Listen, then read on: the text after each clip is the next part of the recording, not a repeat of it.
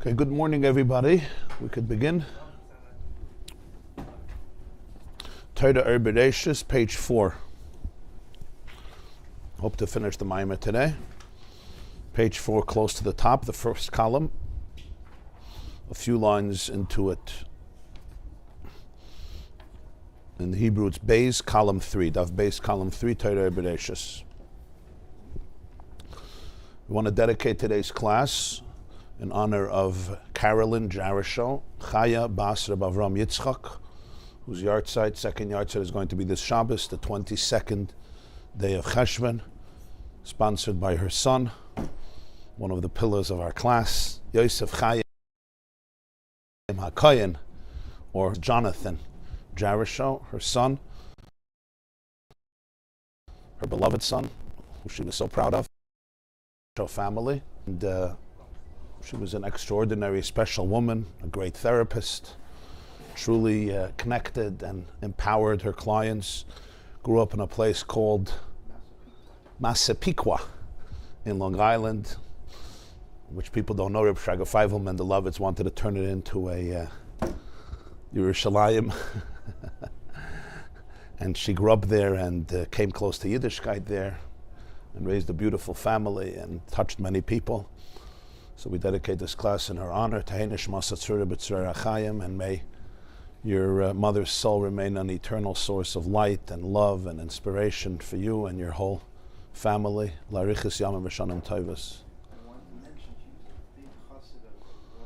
She was a big chassid of my brother and of Rabbi Manas Friedman, and she was very proud of the fact that you came to these classes. And I'm sure in heaven this is a very great delight for her, to be able to dedicate learning Torah in her honor and in honor of her eternal soul. So thank you very much, and it should be only simcha in the family.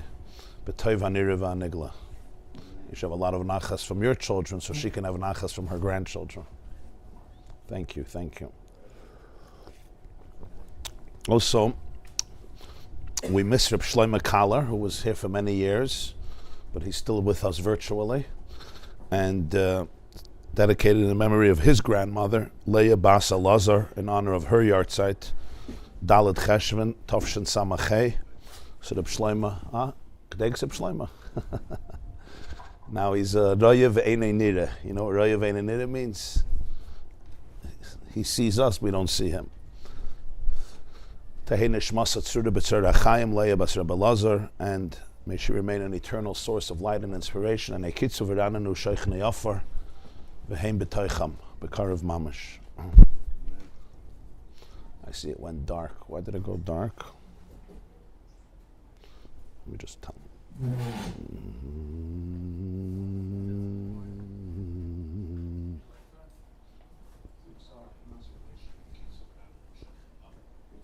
Good? It's good? Okay. No, just here it looks very dark. Fine.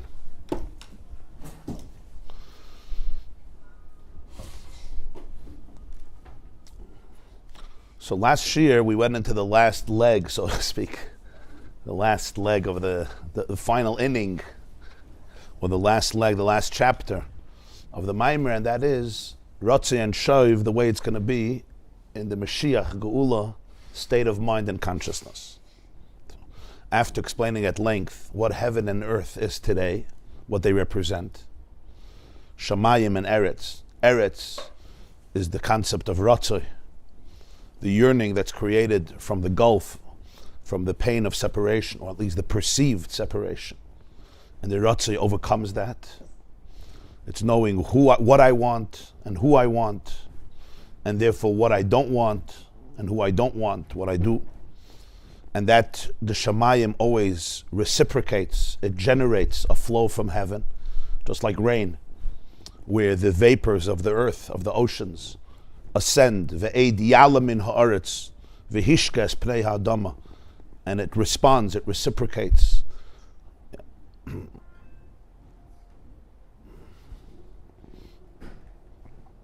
And comes down as rain, which irrigates the parched earth, the dry earth.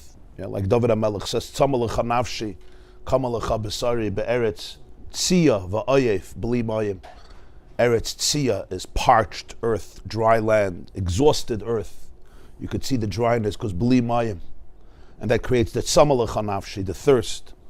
And the shuv is the rain that comes, limtar hashamayim tishtabayim, from the heavens. That's like what it gives the earth its vitality, its purpose. And this can only happen here on the planet because this is the only planet that supports life.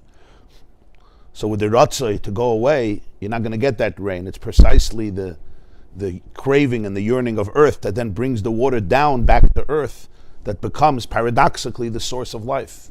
And that's the concept of shuv, returning. So shamayim is mashpia to the eretz. That's the idea of heaven.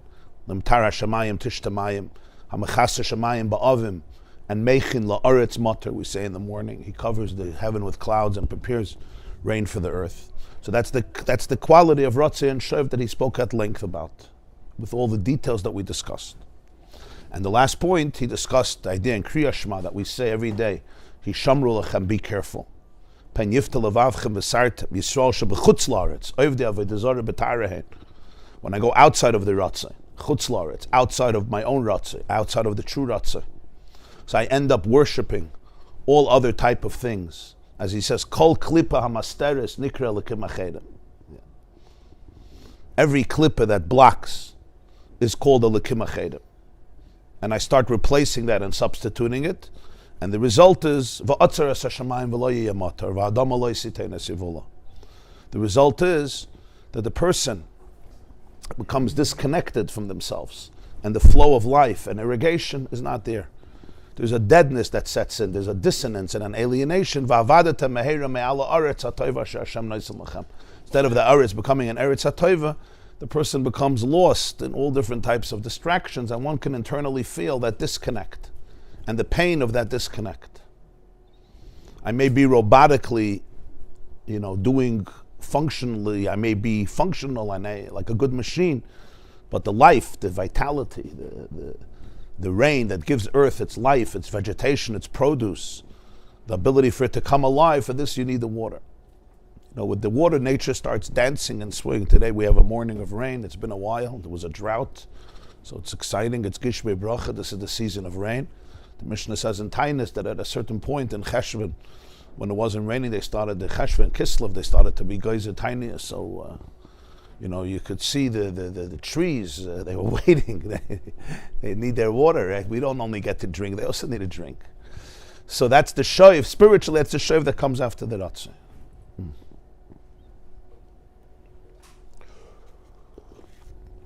You can also say it in other words, perhaps, which is relevant in a different context, but also very basic, and that is, until the person can't identify the pain of what they're searching for, they'll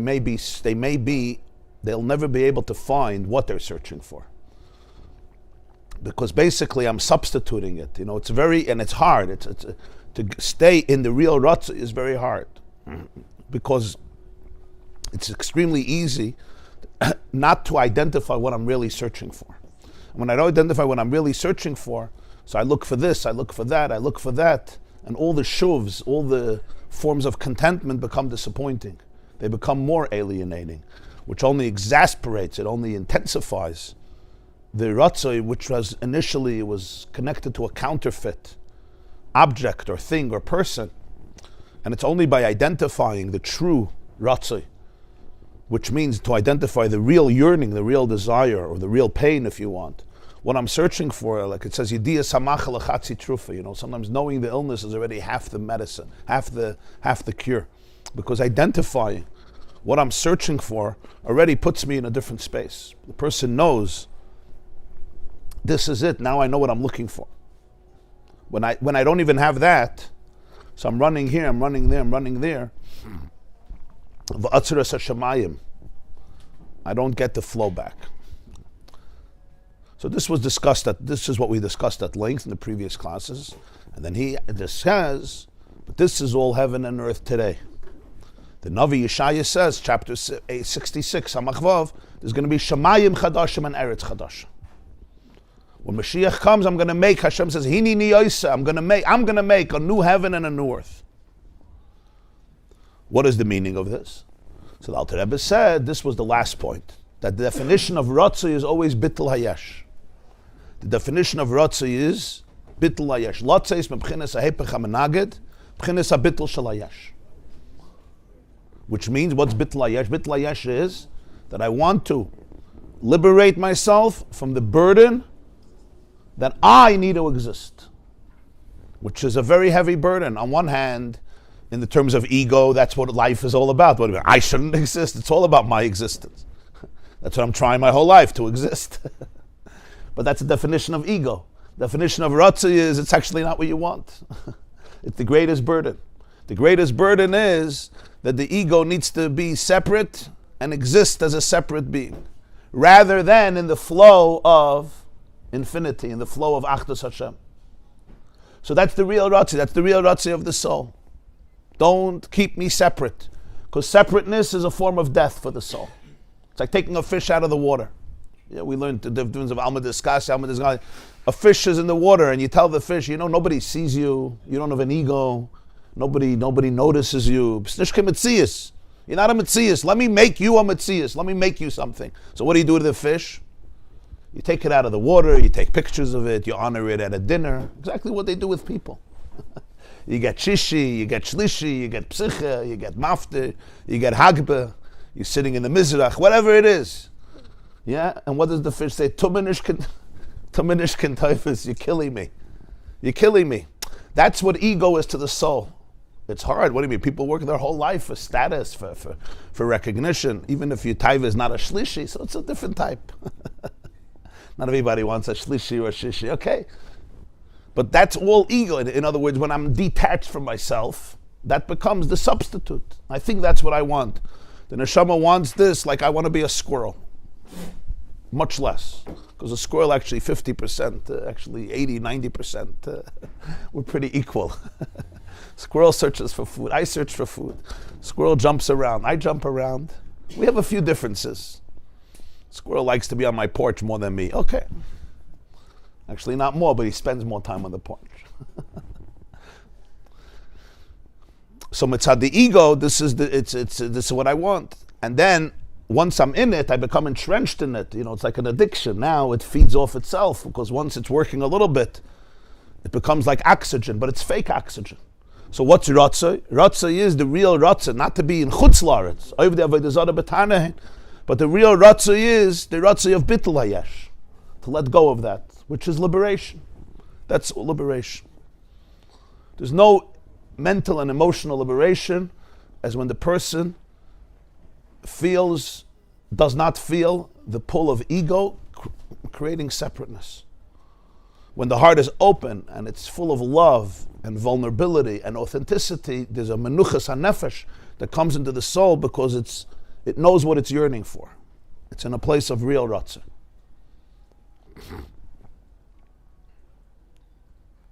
So what creates the ratzah? He says the darkness. The darkness, the klipa, the shell, that's what propels it. As we spoke at length, the person decides they're going to be their whole life the chick decides that the egg, that's the ultimate reality of the universe, and that's what's going to remain its whole life, in the eggshell. And you know what? It's safe there. In the eggshell you remain small, narrow, but in control. In control. Nobody comes in, nobody goes out. You know what the world is, and this is it. And that's where I live. That's where I live. Our eggshell may be bigger, may be more sophisticated, may be more interesting, but it's an eggshell. And of course, the chick knows better that after 21 days, this is a clip and it's a death sentence. 21 days you need it. Because if the chick doesn't have it for 21 days, it could never develop and grow its muscles and develop all of the components of its living, of its organism. But after that, it becomes a trap. Yeah. So it looks like a rotze is opposite of menuchas hanefesh. Because when it's menuchas hanefesh, it's actually what are you doing? You have nothing to do. Excellent. So the rotze is what precipitates. It's the springboard for the menucha, for the shuv. Right. Looks like the menuchas comes from the shuv. Yeah. Because in the initial state of rotze. Yeah, the rotze is the yearning. It's the yearning. The yearning. I want to get out of the egg. Take me out of the egg. Yeah, take me out of the egg. It's the yearning of earth. Shiratzah Salasa Tzankain, 100%, you're right, 100%. And then the shuv is the response to that. The rain that comes after that. So he says, when Mashiach comes, what's going to be? The Gilui is going to be Lamata Kamei Lamaila. The revelation down here is going to be like up there. There won't be all the klippas. Vesruach Hatuma Avrim min Aretz. It's hard to know, it's hard to understand, but that's what's going to happen. So when you look at yourself, it's going to be without any shells, any husks. Now, depends. For some people, it's going to be Amachaya. Thank God. For other people, it's like, where do I go now? Like, find me up some eggshell. I need to go to Mars. Yeah, well, maybe in Mars is still Golos. Like, give me up some place to hide. Well, I'm not used to this. Huh? Madim, yeah. Mazel Madim. Yeah, it's like, what do you do with this? You know, sometimes, and we see today, like, you sometimes have a state of when there's complete vulnerability and authenticity. Some people come to life, it's Chiyas HaMeisim, and others like, this is death, get me out of this. Let's bring out the food. Bring out the schnapps. Epis, do something. I don't care, do a daf yomi shir, but get me out of this conversation. But that itself is because of the pressure, you know, the pressure and the fear of going out of a klippa. The klippa is very protective. It's a protected place. And we all have our protected places. And it's, again, in its own mind, it's trying to do well. It's trying to keep the person alive. There's a danger that it's feeling. If you come out of the egg, you'll be shot. There's a bunch of sharks and gorillas and crocodiles and alligators ready to eat you. I would also stay in the egg. I get it. Since we come out from the egg, from the beginning, you know, we're in a state of intensity all the time, you know. Yeah. The idea of being menuchas and nefesh completely is like almost death. Right. So, but the Ratzi also has a menuchas hanefesh because you know what you're looking for. There's an authenticity. So there's a menucha there. Yeah, but it's not menucha in the sense of menucha. Just a relaxation where the person is not in touch with anything. That's not menucha. That's a death sentence. It's menucha in the sense that the person knows who they are. They know who they are. They know what their soul is searching for. That yearning itself is already a contentment because I know I'm in the right place. I'm not substituting my real ratzon for my fake ratzon. Identifying your search is already a tremendous progress in a person's relationships with themselves or with others. The challenge is not that I don't want to search for anything. It's what I'm searching for. I right away go to fake substitutes. Instead of saying I want to be close to you, my emotions say, oh, you don't need this person. Get angry at them. So we're angry, and it happens in a second. I'm angry. Behind the anger, there's pain. Behind the pain, there's loneliness. Identifying that already tells you where you have to go. The anger is just a cover-up. That's a classic example. Anger is an emotion. It's an emotion that's not vulnerable. On the contrary, anger says, you're the crazy one, you're the sick one, you're the weirdo, whoever even thought that I need you. You're the curse in my life, get out of my life. I'm saying it in very aggressive ways because that's how anger works. But maybe your anger works a little more subtly, whatever it is, you'll figure that out. But very often, and it's a big emotion, right? And then your anger builds a philosophy. I always knew this about you. I mean, I already knew it for 30 years. Let's face it. You weren't even born 30 years ago, but I knew it for 30 years. It was always this way. I was stupid, fine. And then the anger is justified, and it's built. And it becomes a whole palace and a whole emotion. And now I walk around with confidence and security. I don't even know what I'm feeling.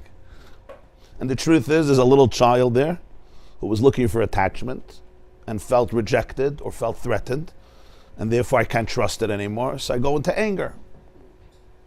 I'm not healing anything. I'm just going back into my eggshell and making sure I stay disconnected. And it's not about the other person, it's about what happened inside of me, that I cannot embrace what I'm truly searching for. And there's another million examples for this, every person in their own life, but a lot of these emotions, they become such distractions to what I'm really looking for. The moment the person could say, this is my ratzai. Beyond anything else, this is my ratzai, this is my yearning.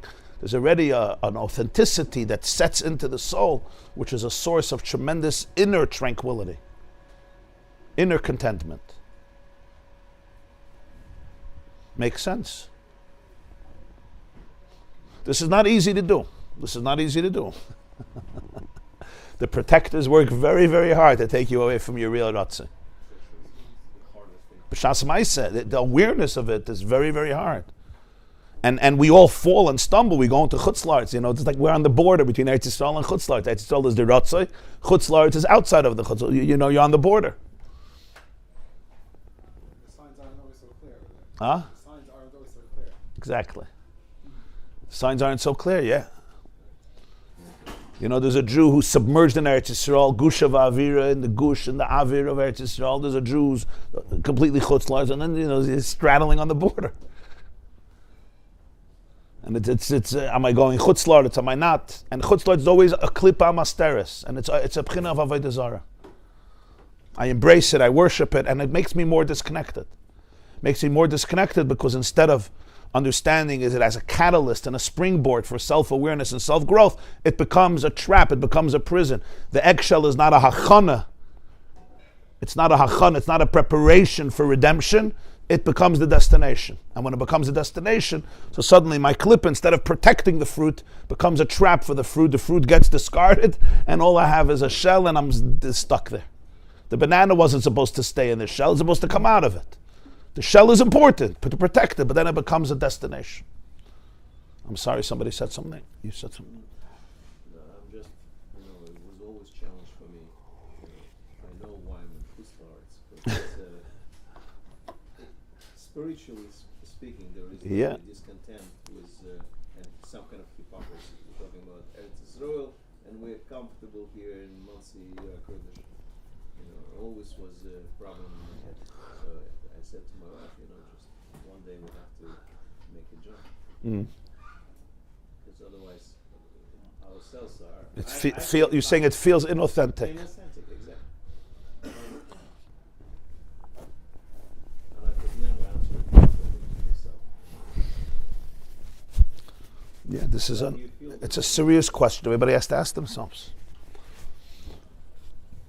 where they belong and why, and what's their justification for it. And Eretz Yisrael is probably also just, it doesn't feel like it's only physical, but maybe it is. I have no idea. Well, Eretz Yisrael could only be physical. The real Eretz Yisrael is, there's Yerushalayim Shel Ma'ala and Yerushalayim Shel Mata. It's physical and spiritual. As I said the other day, B'nei Chatenu Galinu Me'artzenu, they also say in Eretz Yisrael, we were exiled from our land in Eretz Yisrael. How could they say Galinu Me'artzenu? You're saying a lie in davening? You weren't exiled. You're in Eretz Yisrael. You may be in Yerushalayim. You're davening at the Kaisel. And they say L'shan Abba Yerushalayim. They're in Yerushalayim at the end. Habnuya at the end of the Seder. In the Alter Rebbe's Nusach, there's no Habnuya. But even no problem. It should be your worst crime against humanity. But even if you say Habnuya, today it's built. It's beautiful. And in Nachim that we say Tisha B'Av, the Nachim by Mincha, there's the whole Arichas, how Yerushalayim is Shemeima Me'ein Yoshev. There's no inhabitants there. It's desolate. There were people in the last generation who wanted to change the Tefillah of Nachim. They wanted to change the text.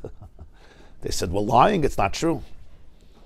I think the Imrei Emes of Ger, I think the Ger Rebbe once said, he says they weren't teufels the whole bracha.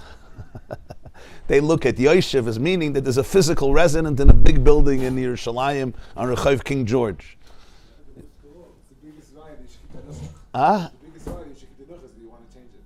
If you want to change it, it's a raya that you should keep the nusach. The Gemara says that there's Yerushalayim Shel Ma'ala and Yerushalayim Shel Mata.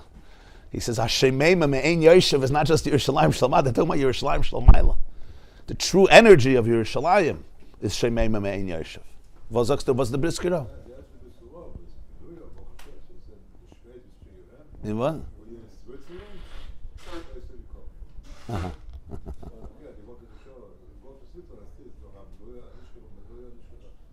Relative to Switzerland. My point is that Eretz Yisrael is not just a physical place. Of course it is, but it's a state of consciousness. Eretz Hashem Hashem Elokecha b'Menei Shashana b'Nachashana. Yeah. We're talking about, not these words of Yerushalayim, but that someone who went through the Holocaust, and they're so angry with Hashem, and they put up a wall of stone, and they're disconnected from their. But this is not their real Ratzon. They don't want to be disconnected. They're great people. You're right. There's people who went through crazy pain, like Holocaust survivors and others, until today, people who go through a lot of pain, and they get very angry. They get very angry at God, very angry at the world, and we understand it. It's not something to judge. It's not something to judge. When I was a kid, I would go Shabbos morning to daven in 770 with the Rebbe, with the Lubavitcher Rebbe. So I used to go very early. Myself, as a little kid, I lived on Montgomery Street. If you know Brooklyn a little bit, then I would go to Brooklyn Avenue, go up Brooklyn, Eastern Parkway, like a 10-minute walk from my house. So there was a Jew there. I forgot his first name. I never knew his name. It was Shabbos morning, almost every week. This was as predictable as sunrise. I don't know, 8 o'clock, 9 o'clock, Shabbos morning, and he would stand there on the Brooklyn Avenue with a big cigar, an Al-Tayid.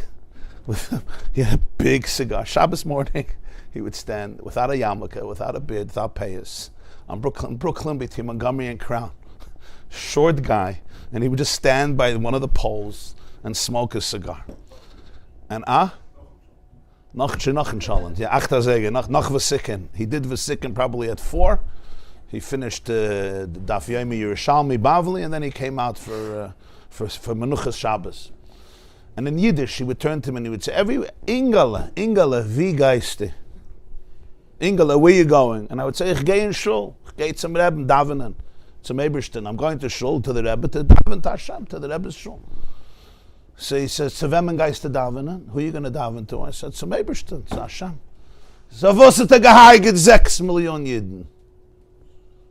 Why did he murder 6 million Jews? Stuck in Ebersten, to davenen. Every Shabbos he would tell this to me. Now what am I going to tell him? He was a survivor. He was in the death camps. He had a big number. You understand? So he would stand Shabbos. Everybody had to see the cigar. You know, there's the story with the Baba Rebbe. You know the Maisa? Huh? Yeah. He had a chazan by him in shul, and his son saw him once in the park smoking on Shabbos. Also a cigarette. So he came back to his father, Reb Shlomo Baba, and he said, reichet nicht, the Nazi reichet. He's not smoking, the Nazi is smoking. He understood. So sometimes in every person's life, you have it, in a more subtle way. But that is when the pain of life is so profound that it's expressed in the form of terrible, terrible anger or disassociation or alienation. And I may not be ready to see what's really going on. I may not be. And one can't judge it. When somebody is in so much pain, there's so much grief that's necessary. There's so much pain that this is one way of dealing with it. And a lot of people deal with it that way. We can understand it. It's not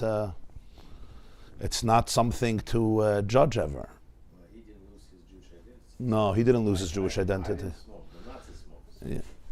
That's what the Baba Rebbe said about this Jew. He said he wasn't smoking, the Nazi was smoking. They say that at the end, so he invited him back to shul, and he was the chazan, and at the end he came to a Sheva Brachas of his grandson. It's a beautiful story about the Baba Rebbe, but it's the same concept. He wasn't giving a heter. He said you have to understand what's behind it. You always have to see what's behind it. You have to look what's the Ratzi. For him, Shabbos is associated with so much pain.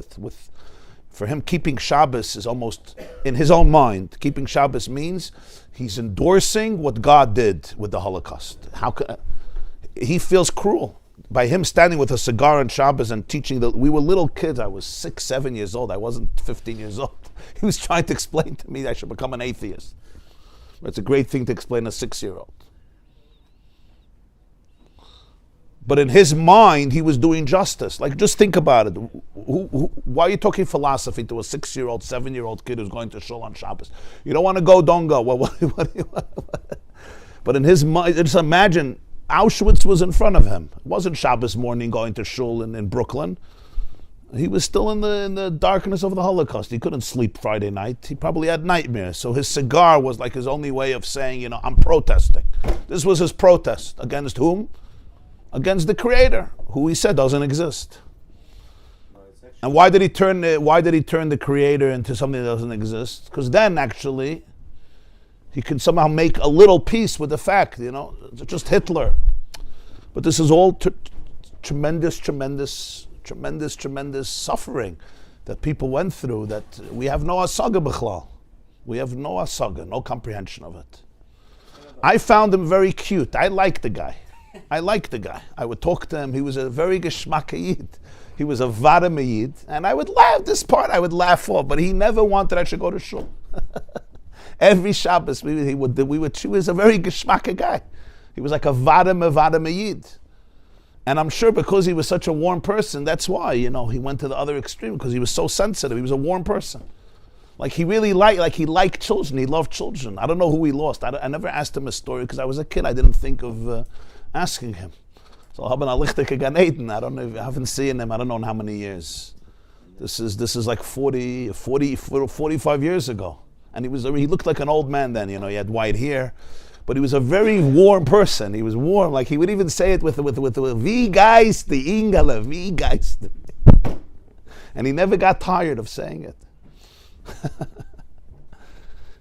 Heile Kayidin, Heile Yisrael Am Kadoshim. So this must cause Hashem a lot of pain. Huh? It causes Hashem a lot of pain too. Yeah. No, but it's so deep because he's in the conversation.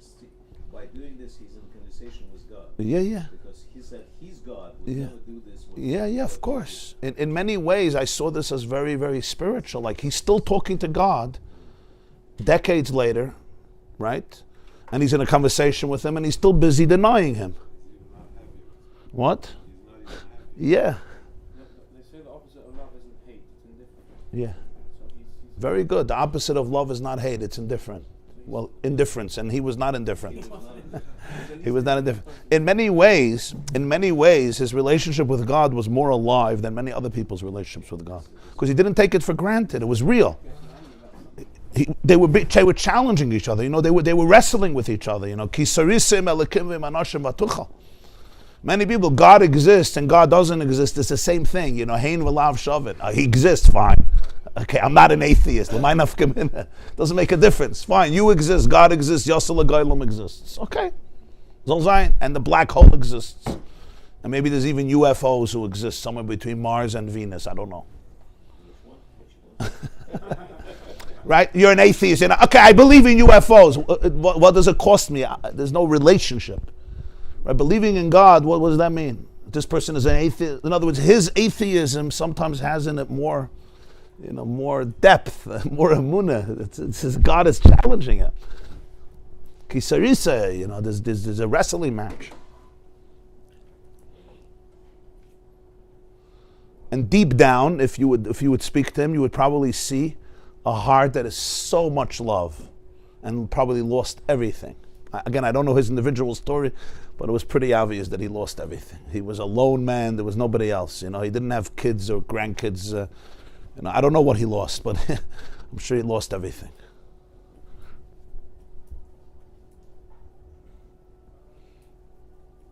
So you would go deep down into his life. What would you find? You would find probably so much love that was taken from him. His whole life was shattered. So how can you judge such a person?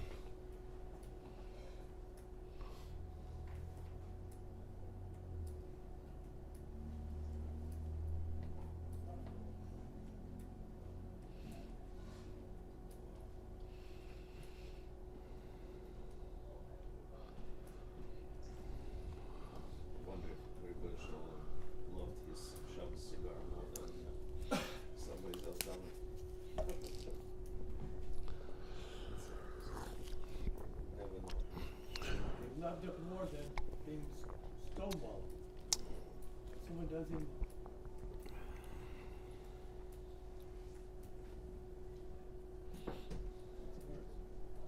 Yeah. But just I'm saying, I remember seeing him. If you would, dissect, behind the pain, how much love there was. how much warmth there was, how much longing and yearning there was for his father, for his mother, probably for his baby brothers and sisters, his nephews, his nieces, his cousins, his friends, I don't know, maybe his own children. Again, I don't know the story. He was an older man then, so he was probably already older during the war. So, but you'd probably see so much love.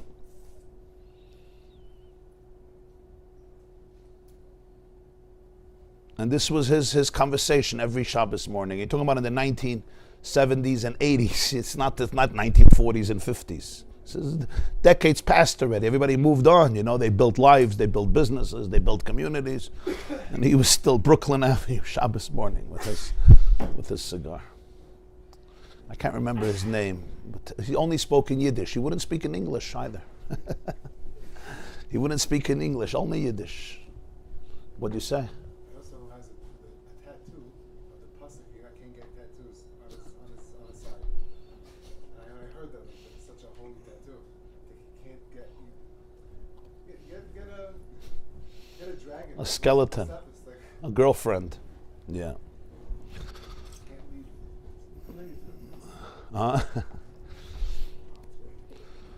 So how do we get? So this is you have to know what the real Ratzah is. So now when Mashiach comes, and this always the Baal Shem Tov says that Galus and Geula is always in Das. Ein Galus ela b'das, ein Geula ela b'das. The physical Geula that we talk about is a manifestation of a state of consciousness. That's why there's Geula Pratis, there's Geula Klalis, but there's also a Geula Pratis, because Geula is a state of mind, it's a state of heart. Pada b'shalom nafshi is an internal experience. Then there's the Geula, the way it collectively saturates the entire physical world. But Geula begins, it's an internal state. So there's so much emphasis on Meisim today. Well, it's a combination. There's a combination between Maisa and Machshava, always. But the Moreh Nayim writes, or Malcham Shalom writes in Parshas Pinchas, that there's a nitzutz of Mashiach in every Jew. And when we reveal that spark of Mashiach, all the sparks, that's what creates the collective Mashiach. The collective Mashiach is the embodiment of the spark of Mashiach in every Jew. It's not, some creature is going to come flying down on a donkey, or better, a BMW, will probably be accepted faster than if it comes with a donkey, at least in some places. And say, Chevra, everything is now different. There's Mashiach on the donkey, however you explain that, whatever the donkey means, the physical donkey. The Maral says it's Chamor Milashon Chaimer.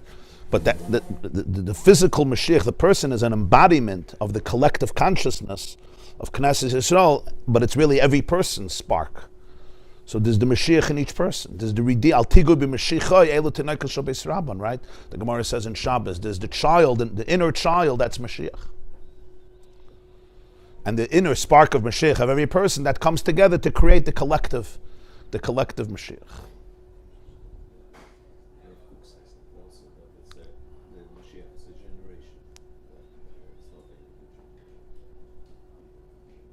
There is a shit in Gemara in Sanhedrin. Hillel says, "Ein Mashiach li Yisrael."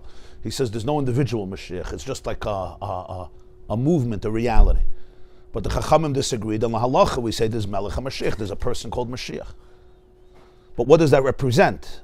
It's that energy of every person's individual spark creates that Mashiach embodies that consciousness of oneness outside of Klippa. So when that state, Alter Rebbe says. So he says, an Eretz Chadosha. What says an Eretz Chadosha? Since the Gilui, Lamata, will be Kamay Lamaila, so the Ratzai of today is the Sarusa de Lasata, the arousal from above that creates the Shuv. But then you'll have the Gilui without Klippes, Ruchatuma Avrim in Oretz. So there's no Ratzai. He says, Ein Shayach Ratzai. So now let's see weiter inside. 1, 2, 3, 4, 5, 6, 7, 8. 8 lines from the top, page 4. Ubazeyesh leimer mashakas in parentheses ki aharim yamushu. This is also the meaning. The Navi says that when Mashiach comes, the mountains will be moved. What does that mean? So some say it's like a metaphor. In other words, God will move mountains if necessary. He says no, it's a diuk. Ki aharim yamushu. Ki har hainu b'chines ratzei. The mountain physically represents ratzei. We are earth, eretz. What's a mountain? A mountain is when earth rises. It's elevated. right? It's like the yearning upwards, and that's what a mountain is. And that's why people have a sensitivity. You see a tall mountain, it does something to you. It's like the majestic grace of the mountain touches the soul, because it reminds you of your own ratzah. There's two things, we see them, we can't help but like being enraptured, in awe. When you see an ocean, it spans endlessly. You're standing at the beach and the ocean goes, you go on a boat. It's like something like, it does something to the person, and the same as a mountain. And they both represent the same thing. They remind you of the infinity of yourself. The mountain reminds you of your own ratzah. And that's what he says. The Gemara says in Psachim that Avram called it a mountain. The Harameri, Avram called it a mountain, Yitzchak called it a field, Yaakov called it a home. Why did Avram call it a mountain? Avram Oyhavi, Ratzoi, Halach v'Nasoya HaNegba. Negba is Ava. Avram was always in a state of Ratzoi, Avram Oyhavi, so he called it a mountain. V'az yizbatel b'chinezu, kivin shegam lamata, yihagilui mamish, ayin ba'ayin yiru. Ha'hardim yamushu, when Mashiach comes, the mountains will be moved, they'll be flattened, because this level of Ratzoi won't be here, because the revelation down here will be like the revelation up there. Ayin ba'ayin yiru, it says. B'shuv Hashem es shevas tziyam, we say in the morning, Shabbos morning before Kriya. Ayin ba'ayin yiru. So literally it means we will see with our eyes. The Alter Rebbe teaches ayin ba'ayin yiru, we will see eye to eye. When you say a husband and a wife, you guys don't see eye to eye. Now we don't see eye to eye with the higher consciousness. There's the Gilui L'mayla and there's the Mata. Down here is concealment, up there is revelation. Ayin ba'ayin yiru, my eye and his eye will meet. When you say two people see eye to eye, it means the reality you're seeing, the reality I'm seeing is the same reality. In a relationship, it's one of the hardest things. What this person sees as danger, the other person sees as nothing. What this person sees as everything, the other person dismisses, and they're constantly in contention. Ayin ba'ayin yiru means that the ayin lamata and the ayin lamayla share a vision. So Amela hahardim yamushu. So this state of ratzoi will be gone. Valkein amar sheyaz b'chinas hashamayim achadoshim ve'eretz achadosh ashani yoysa ani dafka. Dahainu mitzad yisarusel d'leila bilvad v'lei mitzad yisarusel d'lasata klal ki ein sarich yisarusel d'lasata rak levarer lahapich mechashoycha l'noyre k'nis kalel avalasid lo v'shein sarich l'zayi b'chinas yisarusel d'leila levad alkein amar ashani yoysa v'ashani yoysa. He says this is a shamayim chadosh that I make. Till now, till Mashiach, so the Sarusa de Lasata, the arousal from below, is what generates the Sarusa de Lahela. It's not that I make it, it's that you make it. It's like the rain is a response to the suction, the sun suctions from the water, which is the Ratzah.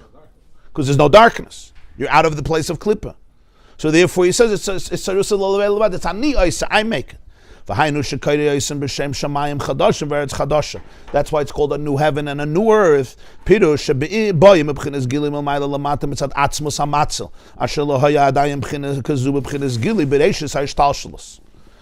be a revelation from above that comes from Hashem himself, from the Atzmos HaMatzel, the essence of the Creator, which this did not exist as a revelation from the beginning of Ishtalshalos, from the beginning of creation.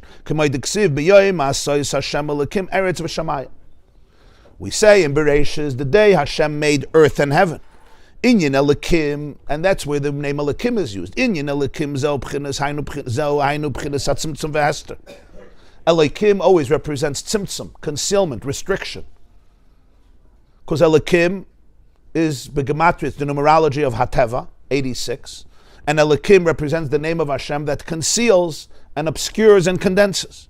Sheshamayim va'eretz, the achshav nimshechu aydei shem Elikim, k'meshakasu bereishis bar Elikim. Heaven and earth today were filtered through the name Elikim, bereishis bar Elikim. B'yoyim asois Hashem Elikim eretz v'shamayim. In other words, what creates the Ratzoi today is the name Elikim, which is the name of concealment. It's the concealment, HaChoshech Chichasa Eretz, that generates the Ratzoi, the yearning, that a person says, I don't want to be in the shell, I don't want to be in the clip, I don't want to be Chutz La'aretz, I want to be in the real flow of Ratzon. Vayidei Eretz Shobchinis Ratzoi Nimta Kadin V'atzimtzum D'Shem Elikim Amaylam V'master. And Eretz, which is Ratzoi, this is what sweetens and transforms the din and the tzimtzum, the restriction, the judgment, the severity of Shem Elikim, which conceals. The Ratzoi is the response to Elikim. the feeling that there is a concealment. And I don't want to be detached. I don't want to be alienated. I don't want to be disassociated. I don't want to be living under a rock. I don't want to be living in a shell. I want my soul to be free. The soul flexes its muscles. Again, back to the chick. You know, I was once watching a chick coming out of an egg. Here I have a friend, David Rose. He has a farm on Spook Rock. So I was watching it. And I had Rachmanis because the chick was struggling and I couldn't get out. So what did I want to do? Nice guy that I am. I wanted to crack the egg. Take the egg, crack it, it'll come on. So his wife tells me, you're going to kill the chick. Why are you going to kill the chick? Because while it's cracking the egg, it's developing the muscles that will be essential for life. If you crack the egg and you let it come out, you won't be saving it, you'll be killing it. You know, and I learned such a lesson in life. We often want that the egg should somehow crack on its own and we could just come out. And then you won't be able to live. In other words, every struggle that I have to fight to come out of the egg, that's what's going to allow me to live. It's not a mistake. It's not a mistake that the person is going through this. These are exactly the spaces I need to cultivate, the horizons I need to expand into, and the skills I need to discover in order to become the person I'm becoming. So it's the Elokim on a cosmic level that creates the ratzoi, the yearning, and the work to be able to come out of that. So Bereshis bara Elokim, b'yoyim ha'sois, that's the beginning, and then at the end, b'yoyim ha'sois Hashem Elokim, Eretz v'shamayim. And as we said before, Hillel says Eretz comes before heaven. Ratzoi comes before Shuv, because the Shuv is a response to the Ratzoi. There's no Shuv without Ratzoi. There's no rain without the water first being in the ocean and then rising. So the Ratzoi is mamtik the did and the tzimtzum. It's mamtik it sweetens it. It says the truth. It pierces through the layers. Like we learned before in Psukot Zimra, Raimim askel begroinam v'cheret pifiyas biyadam. It's the sword that pierces through the shell that you're opened up to your true energy and vitality.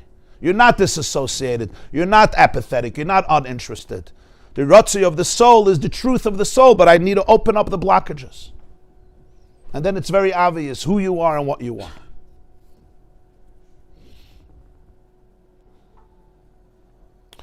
This is such a serious thing because the blockages take over like this, you know. They disassociate you so fast. And if you don't realize what's happening, you could be in a split second. You know, you could be in a split second. You just boom. And the klippa always has a prize to offer. You know how in camp, you know, if you sing loud, right, the klippa always has a candy. It always has a vending machine. It throws you something when you disassociate. So you go further because you want the next donut, you want the next Slurpee, you want the next. There's always a reward that comes with it. It's a fake reward. It's a miserable reward. But it's an incentive.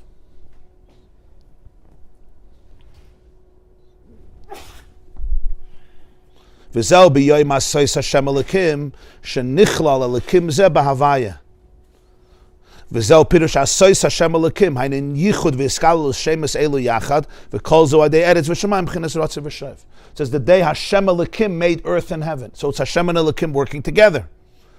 Because it's the names coming together, because this is earth and heaven, which is ratzei v'shoiv. Ratzei is eretz, which comes from the Elokim, which creates concealment, which creates a yearning. Eretz shiratzis alasas ritzayin kaina. And then you can have the shuv, which is the flow from above, from Havaya, that comes back to earth, which is celebrating life and accepting and embracing and finding the bliss and the connection right here.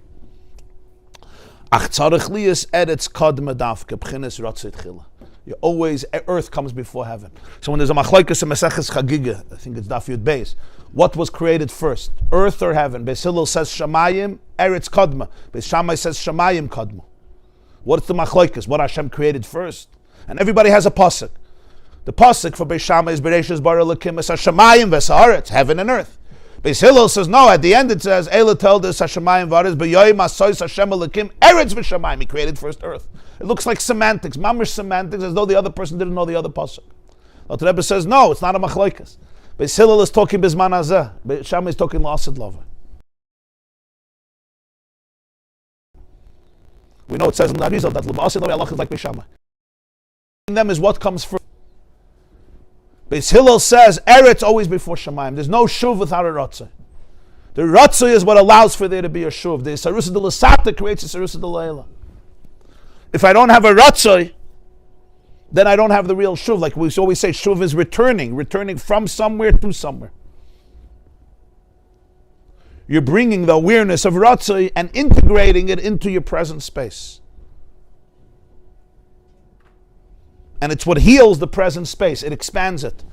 But if the ratzah is the expansiveness that allows the shuv to fill that, right? Ratzah opens up the void. It opens up the space where the shuv can land.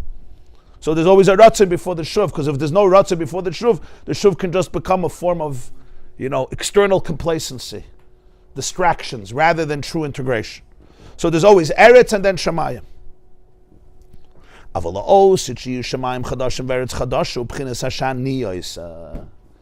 in the future, he says, the new heaven and a new earth, this is what I make. It's not through the tzimtzum, it's aniyos. I'm doing it directly, without the restrictions, without the concealments. So then it's going to be a new heaven, because it's not a heaven that's following ratzah, because you don't need the ratzah.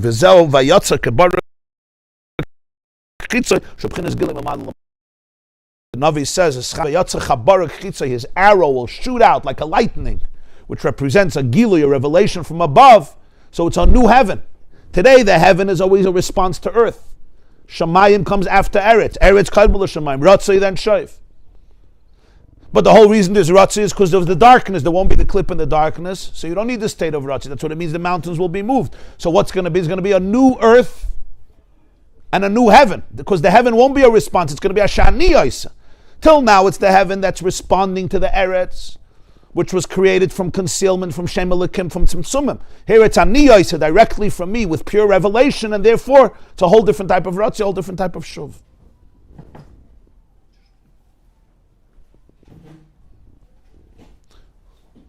But here's the question: where is the ratzah b'chlal? So I understand you're saying there's a new heaven. Where is there a new earth? There's no ratzah. If there's no ratzah, there's no ratzah. What do you mean there's going to be a new earth? You're telling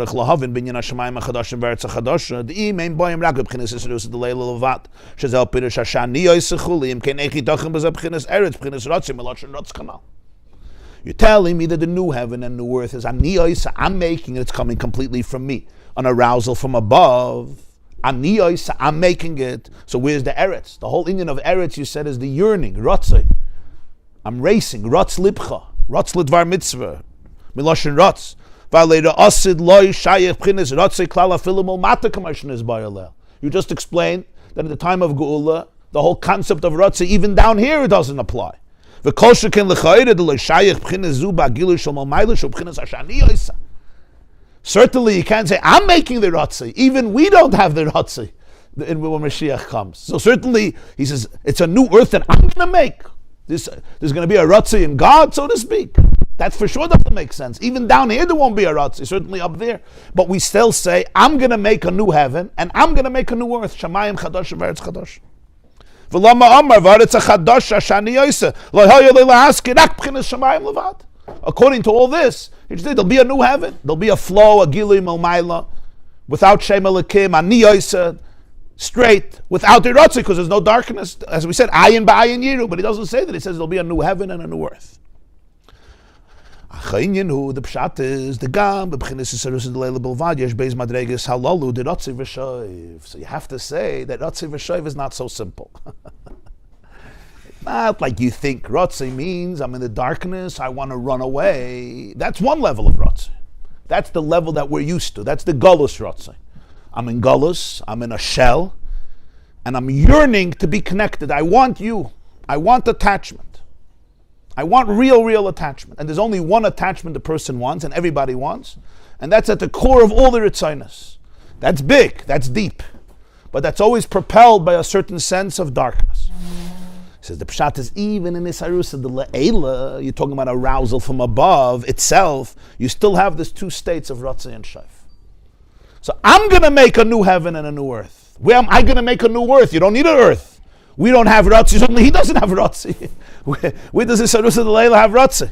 So he says, you have it too. But in that state, heaven precedes earth. This is halacha k'beshamai. Shamayim kadmu la'aretz. Not earth comes before heaven. Now, always ratzin before shayv. There's no ratzin, there's no shayv. It's going to be a counterfeit shayv or no shayv at all. Then there's also a ratzin and a shayv, but the shayv comes before the ratzin.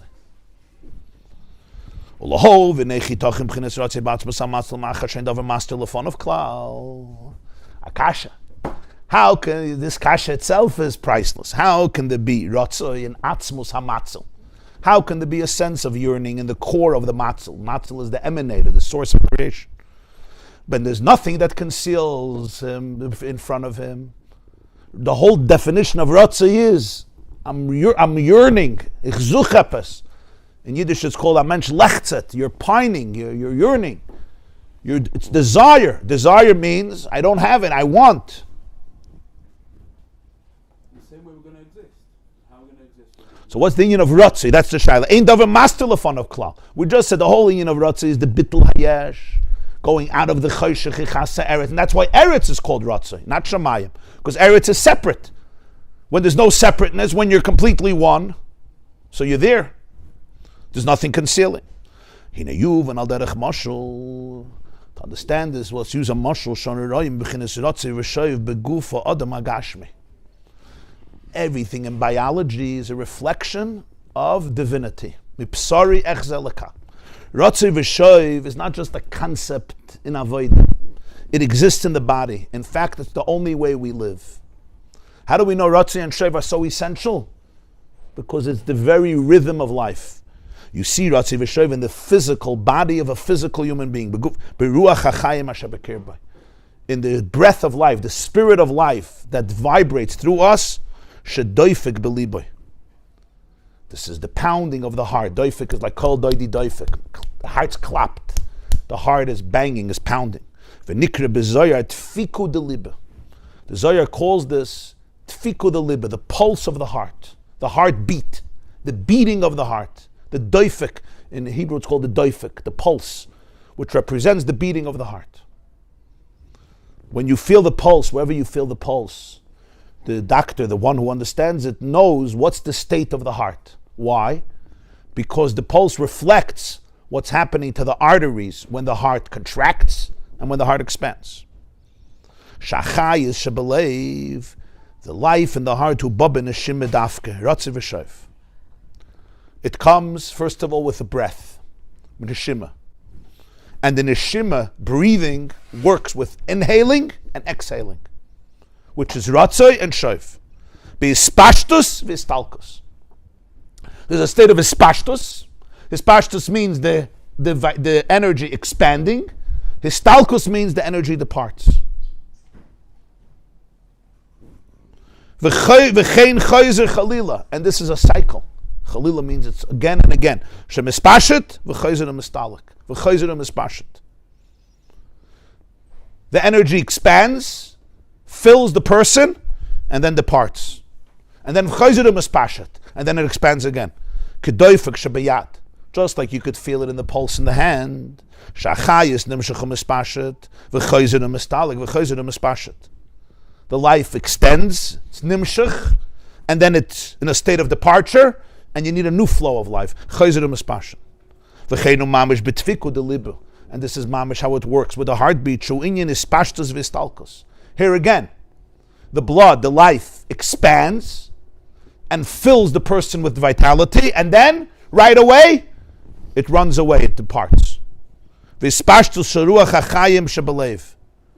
ispashtus, histalkus, hispashtus of the spirit of life in the heart. V'hainu mamish k'may b'chinas ratzi v'shoiv. This is mamish ratzi v'shoiv. V'nimtze ratzi v'shoiv kazeu akol begufa adam atzmei adayin. V'loy mizulosei elav. This is all ratzi and shoiv in your own system. It's not in your relationship with anybody else. It's not I'm looking in the person's own rhythm of life. There is this dynamic of ratzi and shoiv. Histalkus, hispashtus. Histalkus, hispashtus. Uritzayni loymar shiratzi v'shoiv zeu ke'inyan amshachas chayes hanefesh beguf sheseder amshachas zu aydei ispashtus v'istalkus shezeu b'chinas ratzi v'shoiv. The way the soul gives vitality to the body, the system of how it gives vitality to the body is only through ratzi v'shoiv. There's two tnuas that are aparadoxical. One is, I want to live. So it goes in, it saturates you, and then right away, it feels this is not my place. Get me out of here. And it runs back. Take me back to my source. I don't want to be here. But you have to be. Okay, let's go back. We're going back. No, out. Boom. Why did God create this whole system of this heartbeat? Make a system that just... And we know if there's no heartbeat, they take you to the emergency room and they feel the pulse. Something is off. Every moment. You know how many heartbeats a day? Anybody knows? 60 times 60. I think close to 100,000, right?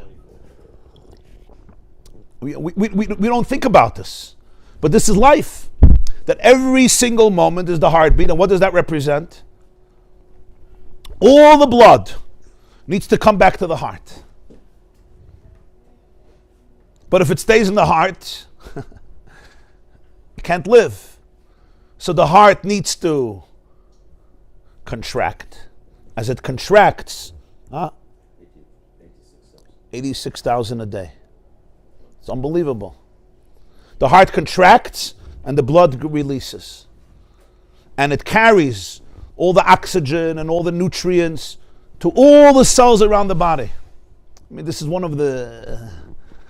once you study circulation, it's very hard to be an atheist. Any part of the body system. I mean, it's crazy how the blood does this. So l'chayre, now it should spread in the body. Everything is good. You have blood, you have oxygen. Right away, the blood is already going back. It's like, get me out of this place. And of course, it takes all the dirt and all the carbon dioxide and all the zuhama, all the debris, all the garbage. Brings it back to the heart. It gets reoxygenated from the lungs. The lungs gives it a new oxygen. So as the heart expands, the blood could come back, and a moment later contracts, boom, and it goes from the right ventricle to the left ventricle, and it's all intricate. So what's this? What is the inyan? The same we have it with inhaling, which he says it's the same nekuda, the ruach hachaim and the doifek halev. What's inhaling? Inhaling is I'm taking in the energy, right? Because without this oxygen, a person can't live. A few minutes without oxygen, chas v'shalom, the brain and the heart, everything, and we know what happens, Khalila. So the energy is, so you have energy, beautiful, so let's stay there. A moment later, start over again. What do you have to disappear? Why? Just stay relaxed. The pshat is that without Ratzei and Shoiv, life ceases. It's not only in my relationship with somebody else. He says, this is your own whole Seder HaChaim. Why? Because there's two opposite tenuas here. On one level, we say, Shuv, you want to live. That's his pashtos. Come into life and settle. The moment you settle into that place of life, what happens? You can't live. Right away, there has to be istalkus. Why? Because istalkus means I come from somewhere. And the chayes, in order to be life, it needs to be connected to its source. So if it becomes settled in its destination, and it's not yearning to connect to its source, paradoxically, it can't do anything for you anymore. So the chayes says, time to leave. The time to leave is as essential to life as the feeling that I want to be here. You typhus. The in and the out are equally important. Because what gives, the only source of life is Ein Sof, God. The moment I settle into the point that this becomes a self-contained reality, it's not in the flow anymore. If it's not in the flow anymore, it can't do its job. It's separated. So that's why the Chayes comes in, and then that moment, the Chayes is already saying, this is not my place. This is not my place. Einoid Mulvadai. I'm out. Take me back to my source. No, but Dira B'Tachtainim, Hashem wants you here. Okay, I'll go back. No, it's not my place. So its existence and non-existence are constantly working together in a complete paradox that works together. There's a part of life that says, yeah, but for life to be yeah, there has to be a part of life that says no. Still be deal with the Torah? That concept after Hashem comes? Oh, 1 second. That's what we'll see in a moment. That makes the dir b'tachtonim, that the tachtonim is not separate. No, the Ratzei and Shoiv is an essential tnuah, where on one hand, the Chiyus feels this is not my place. It's a mission, but it's not my identity. Because if it becomes my identity, so now I'm not connected to the full flow, and the full flow means I'm just part of the source. I want to be absorbed in the source. I don't want to be away from the source. But on the other hand, you're sent to go away from the source. The source and remain connected. Know you're connected. You right away have a yearning to go back. That's the Ratzah. So that's the cycle of life. You can't get stuck. There's no separation. The moment the oxygen stops, I'm taking myself out from that flow. What's the difference where it starts from? So now let's see the nekuda here. V'gam hine yuvan oid b'mashal zeh shebetfiku deliba she'eino rotzei koydem l'shuv el adirabah shuv koydem l'rotzei. Here you see the way it works in the person. It's not the rotzei before the shuv; it's the shuv before the rotzei.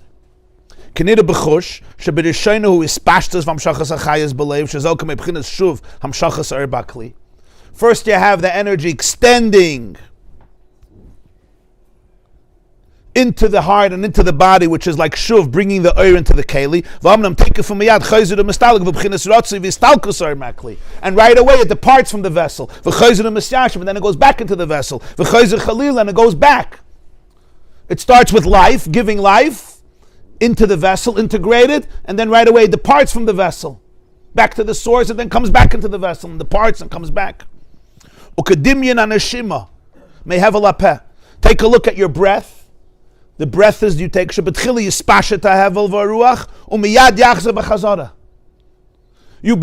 taking in the air, you begin taking in the breath and the ruach should come in, and then right away it returns, and it comes back.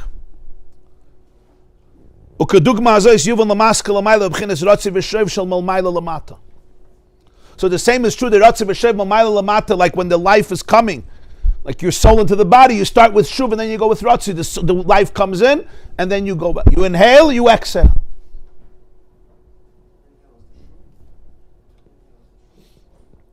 L'chayra.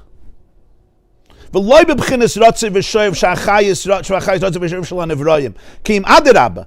Gam ken b'ashpal yoyne shal ein sof baruch hu b'kelim v'olemas.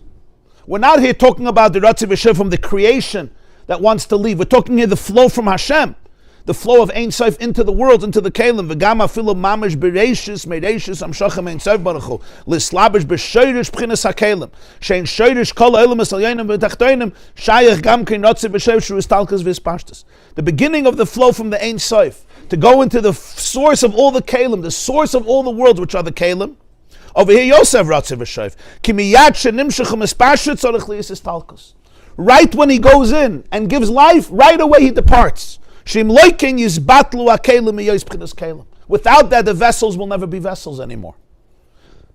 The only way they can be vessels is when there's a constant flow of hamshacha and then istalkus, coming in and then departing. First is koidem, first is ispashtus. V'ukamei b'chinas hashuv, v'achar kach b'chinas histalkus v'rotzi v'chayzeh chalila. You understand what Alter Rebbe is saying? So here also, when you're talking about Maila Lamata, the Shayach Gamkin b'chinas rotzi. Here there's also rotzi. Raksha ispashtus sa'er koidem lovei, v'achar kach miyad chayzeh l'mistalik v'chayzeh l'mispashat. But first is the shuv, and then the rotzi is a response to the shuv. In other words, first is the ispashtus, and then right away it departs, and then it comes back, and right away it departs again. V'zeu inyan koil doidi doifik. This is the pshat. Koil doidi doifik. The voice, the sound of my doidi is pounding. Doifik. Sha koil vam shachem al mayla lamatu gamkin k'mei b'chinas ha-doifik hanal. Even the coil is also like the heartbeat, like the doifik. It's also doifik. which is Ratzei v'Shoiv, Shuv, but it's Shuv and Ratzei, Shuv and Ratzei, Shuv and Ratzei. V'nikra ze be'etz Chaim b'shem Mati v'loi Mati. In Kabbalah and Eitz Chaim, the Arizal calls this Mati v'loi Mati. Mati means succumbed, loi Mati means succumbed nicht. The flow of Ein Sof is always Mati, it arrives, v'loi Mati, and it doesn't arrive. It arrives or it doesn't arrive. That's the Lashon Eitz Chaim. What does the Arizal mean by Mati v'loi Mati? For the light to be Ein Sof and to give life to the world, by definition, it has to have a paradox. Mati, it arrives, and in that very moment it says, no, I did not arrive. What do you mean you didn't arrive? So, what are you doing here? I'm here. No, I'm not here. I'm here or I'm not here. In fact, in Chassidus it says that this is the Cherish of Zman. One of the most mysterious things in science and in cosmology is time. What's time? Nobody knows what time is. Time is Mati v'loi Mati. What's time? Time means that any reality that you touch, a moment later it's not here. Where does that come from? The Cherish of that is Ratzei and Shaiv, Mati v'loi Mati. On one hand, anything outside of Ein Sof is not real.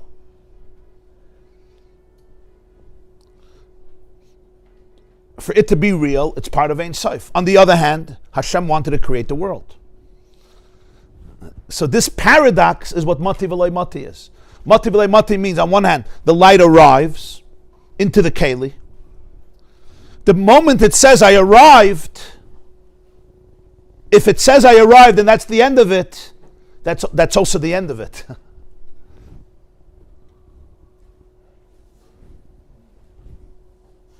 For its Metzias to be a Metzias, it has to become Eis Metzias. If it doesn't become Eis Metzias, it can't be a Metzias. Huh? And that's its life. That's its life. Mati, and in that very Mati is Loi Mati, and that's what Zman is. That's the Shirish of time. Time is a cruel thing, right? The second, and it's forever gone. Come on, give it to me. We can't hold on to anything. That's why all of life is about letting go. The moment you hold on, you lost life. So you say, so let's let go. Okay, there's nothing. Then there's no. You hold on, and then you let go. Don't hold on. The moment you hold on, and you want to stay hold, you're not alive anymore. That's the whole concept of infinity. That's what infinity. That's the relationship with infinity. You can't control it. You can't hold on to it. You know, one of the worst, when people are in a simcha, for example, or a very blissful state, on a beautiful vacation or a beautiful moment with the family, and you want to hold on, you don't want it to end, right? You want to hold on to it. And what happens when you do that? Right? So we take pictures and videos, and a whole simcha we're doing pictures. Why people are doing pictures? Because they know it's going to end. Sometimes people are on the ocean, they're taking videos. It's all, but you can't be yet. I'm not here because I'm trying to control it. What we don't understand is the definition of life is no control. The definition of life is letting go. There's no other definition of life. The moment I go like this, I'm not alive anymore. Why? Because I extricated it from infinity. Infinity you can't hold on to. Ein Sof you hold on to. Ein Sof you can experience with presence. So it's not a ratzei that comes from frustration. Oh, I'm in darkness. So the breath comes in, it's all Ein Sof. Stay there. The breath says, what? Stay where? I'm infinite. This stalkus and this pashtus, and they're working together is a testimony of what it is. That's why it's always in breathing that you experience life, right? Breathe. No, I want to figure it out. Don't figure out anything. Your brain is going to trap you. Just breathe. I was just saying the Kung warriors, the Kalahari Kung, right? Even though they know about technology and everything, they don't buy into the concept of a picture. Yeah. These cultures that don't buy into a picture because, listen, we love pictures. But a picture is in many ways the antithesis of life. What's opposite what you want to accomplish. It substitutes for the moment and it's counterfeit. It's like a chassan and a kala under a chuppah. The chassan will take out a camera and take pictures of himself under the chuppah. We hire a photographer. We pay the guy $10,000 to take pictures. In a way, a painting is different because a painting is his experience of it. This experience of photography. This camera. That's true too.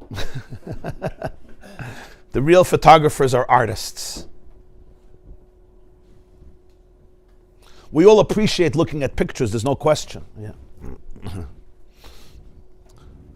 I remember once there was a painter, an artist, he came by to get $1 from the Lubavitcher Rebbe one Sunday, and he made this beautiful big painting of the Rebbe.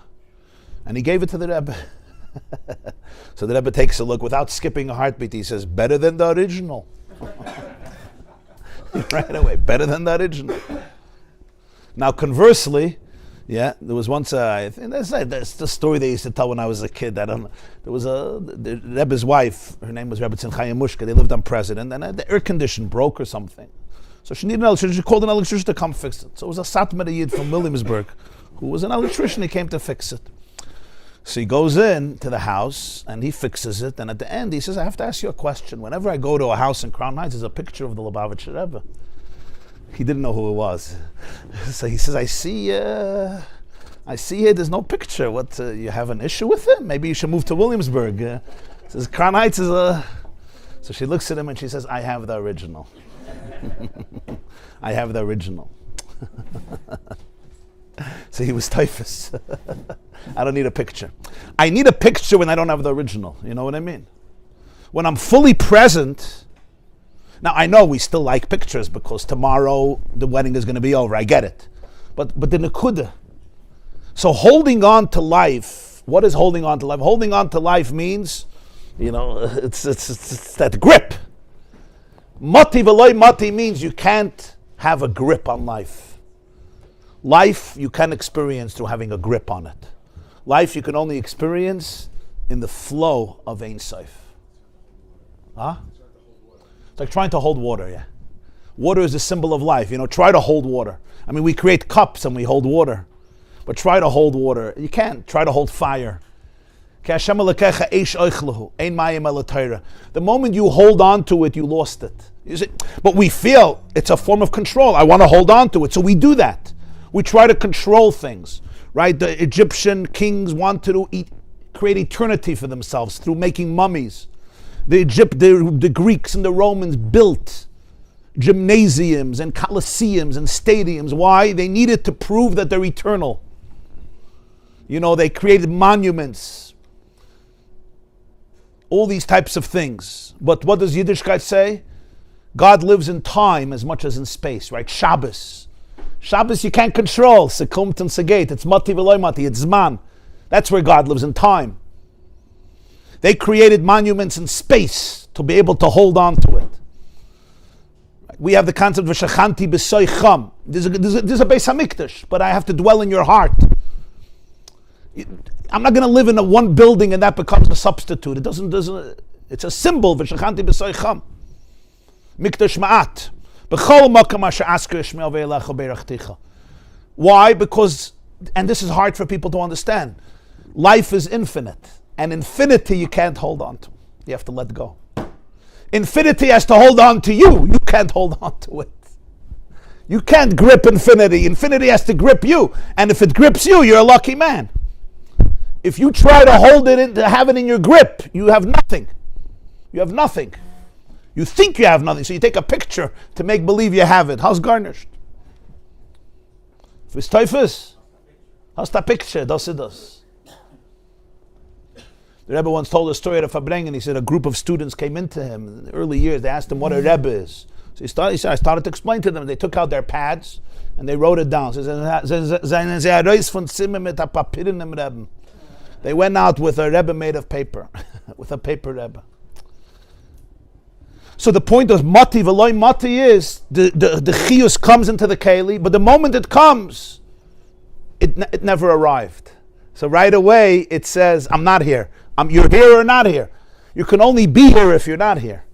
Because if you're only here, you just extricated yourself from the bittul, from Ein Sof. In other words, to really be here means that you're not here.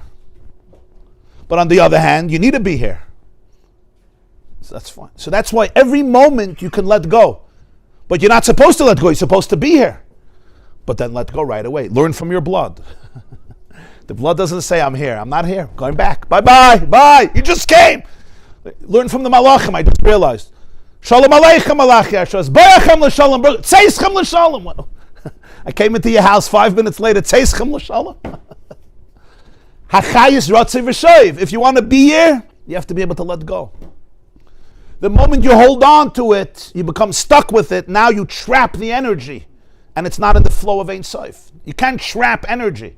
Because then it's not energy. Then it's a fake energy. So the whole system is mati v'loy mati. So first it's shuv. I come in. That's the destination. But in order to be able to be what I am, which is being in relationship, you have to feel the relationship. How do you feel the relationship? You're right away looking to go back. This is the whole ikar of Yiddishkeit. Yeah, this is the ikar of Yiddishkeit. You nailed it. Don't nail it, but just be in the flow of it. Don't nail it. If you're all there, you're never going to be there. It's going to be a trap. It's going to become a substitute. We go into things and we forget to let go. You know, in the East, there's this whole idea of the nullification of ego and nirvana and one and all in one and death of ego and all of that, right? And it's very fascinating for people. But that's only half the truth. That's like let go, no expectations, right? Death is good because there's no ego. But Yiddishkeit is v'chai b'hem.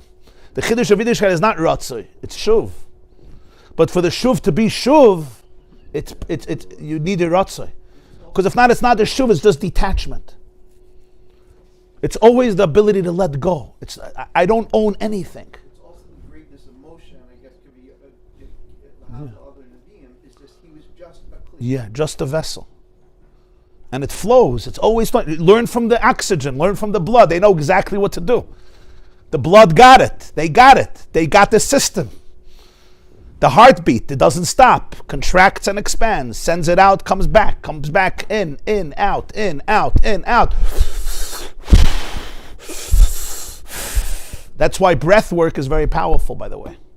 It gets people in touch with deeper states of consciousness. Why? Neshima neshama, and it's the link to Ein Sof. It's also one of the only things that we can do voluntary and involuntary at the same time. It's also the only sense that wasn't corrupted. Yes. Yes. The Eitz Hadas, there was no smell. The concept of neshima neshama, of breath work, is going back to the flow of life. That's why it brings up things. Because we always our protectors like to hold on to life, make a story, put it in a box and control it. Breath doesn't work that way. You can't control it. Take your breath and control it forever. It's a death. You could hold it for 10 seconds. If you're an expert underwater, there's those who can do it for a few minutes. You know, there's people, right? There's people who can breathe, they can hold their breath for a half an hour. Huh? Houdini and others. But if you hold it for La'olam Vad, call the Chaver Kadisha.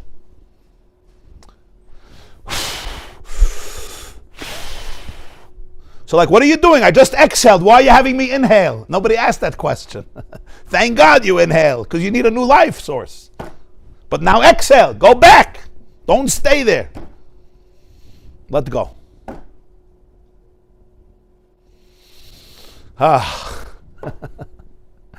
We have to let go. You know how to let go? That's mati v'loy mati.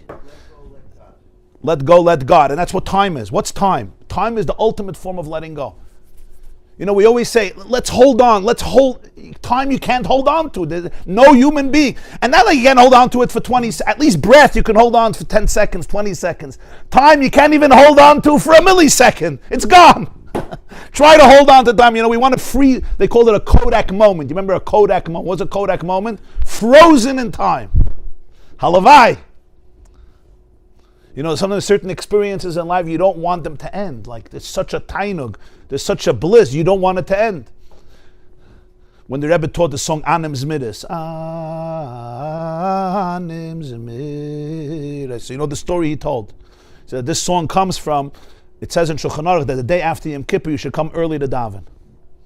So they came early the next day to Shtetl to daven Yom Kippur, and they saw there was a Yid.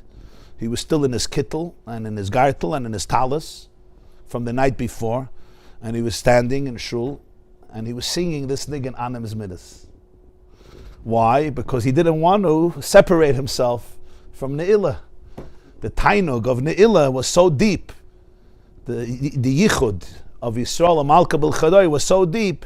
So he was singing a whole night. He stood Anim's Midas v'shirim ere ki elecha nafshi Sara. He didn't want to leave that. Nafshi chamda b'tzel yadecha ladas kol rosh. That was a story he told before he taught the nigun. You can hear it in the nigun, right?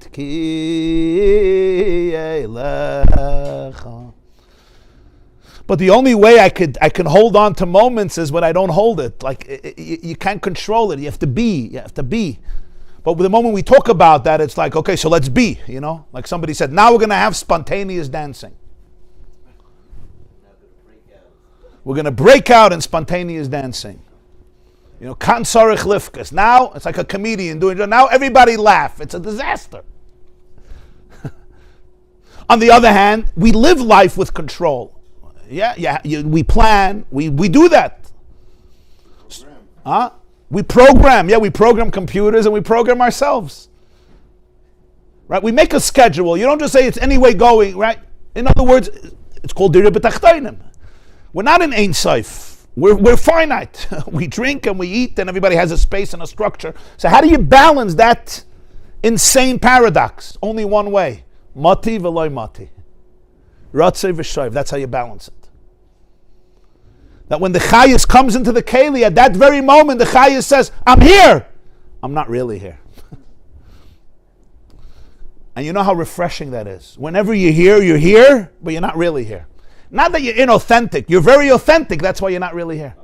Reb Shimshon Astrapolo once said, Toiva haprishus im habriyos v'habdidus b'soich b'nei adam. It's good to be lonely among many people.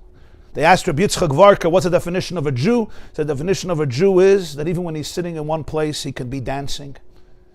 He's screaming even while he's silent, and he's alone even when there's 1,000 people near him. That's Ratzei v'Shoiv. You're fully present. What does it mean you're fully present? You're not trapped. You can let go at any moment. I'm here. I'm fully here.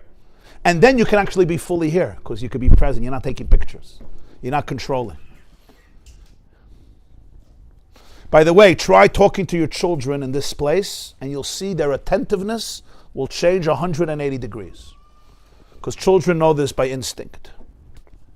They see when an adult is fully here because he's in a state of Ratzei v'Shoiv. He lets go of everything else.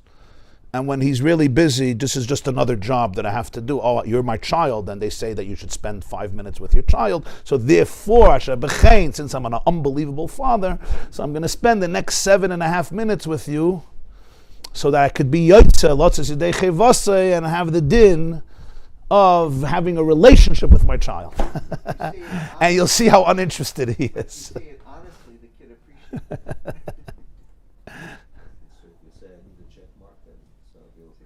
it. The full presence is letting go of everything else. And when you let go of everything else, then you could be really here. Yeah. The Chevra Taif is the Inyan. Okay, mamish 5 minutes because I want to finish here. So kol doidi doifik, even when godliness flows milmaila lamata, there's also doifik. It's mati v'loy mati. Mati is shuv, and loy mati is ratzeh. But it starts with shuv. Why does it start with shuv? Because essentially it's Ein Sof. So to go out of Ein Sof, you need shuv. You're going into a space. And right away, you're connecting to your source. And you're going into a space, and you're connecting to your source. You're going into a space.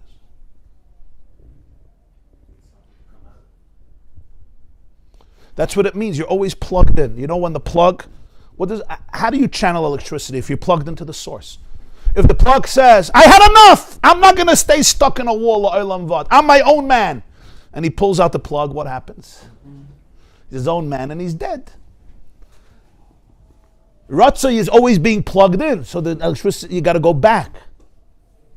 But you're not supposed to be in the electricity. You're supposed to come in to whatever you're giving life, electricity to. So that's shuv. And then there's ratzah, and then there's shuv, and then there's ratzah.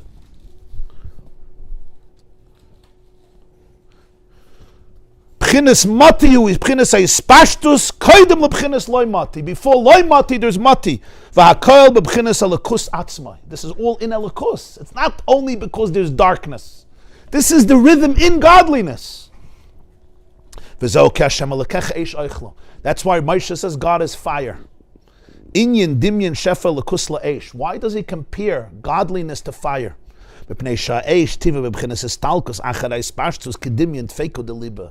Because look at fire. Fire knows this, just like the beat of the heart. The yisoid of fire is in the heart. Yisoid ha'esh. How does fire work? The fire needs to express itself. It expands. It looks for the wick. It looks for the log. It looks for the twig. And it consumes. But right away, that very moment, what's the fire doing? I'm out of here. I'm out. You want me? Bring me back. No, I'm out. And it never stops. Relax. Just stay here. Water, it stays. Fire is always dancing, always swaying, always trying to, kiss heaven, licking the ear. What is it saying? Don't take me for granted. Hashem alekecha eish oichlahu. It's an eish oichla. An eish oichla means you always need the shuv because naturally it goes back to ratzah. So the fire comes out, but that moment the fire says, I don't want to be here. I do want to be here. I don't want to be here. By saying I don't want to be here, it can actually be here. You understand the paradox? If it wants to be here fully, it can't be here. It has to disconnect. Elamai, you want me to be here. What do you want me to be as? You want me to be as a flow of Ein Sof. So then a part of me has to say, I don't belong here. In fact, I don't even exist. Take me out of the kelim, go back. So the mati is going into the keli and the loy mati is going out of the keli. And this is the secret of life. This rhythm is not because you're trapped, because you're frustrated, because you're in galus, because you're in darkness. That's the ratzah of galus. This is the ratzah and shayv that comes in elikus. Kol doidi doifek. Hashem alekecha yishaychlo. It's not because you're dark. It's the ratzah because you're in a prison. No. This is a ratzah because you're in Ein Sof. So the Rebbe finishes and he says, this is the new heaven and the new earth.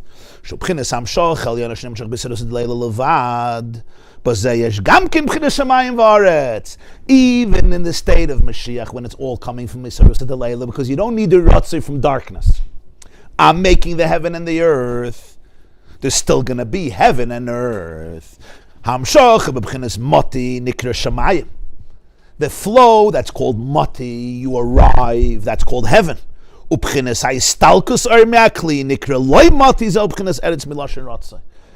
tnuah, the motion of the light, departing from the vessel, going back into the space of infinity, it doesn't want to be contained. For the light to remain the infinite, it has to defy containment. On the other hand, God wants containment. So which one is it? It's both, mati v'loy mati. I arrive and I don't arrive. I'm contained and I'm not contained. You're yelling while you're quiet. You're dancing while you're sitting. You're completely here. You're completely here because it's your mission, but you're also open to completely being connected to something that's much higher. So you let go. You're not here in a controlling way. You have to experience this. At Abavram, we have to experience this, not talk about it. That's good. The first sign of finding yourself is being lost. You know that. Hashavas Aveda. I think I'm lost for somebody else to find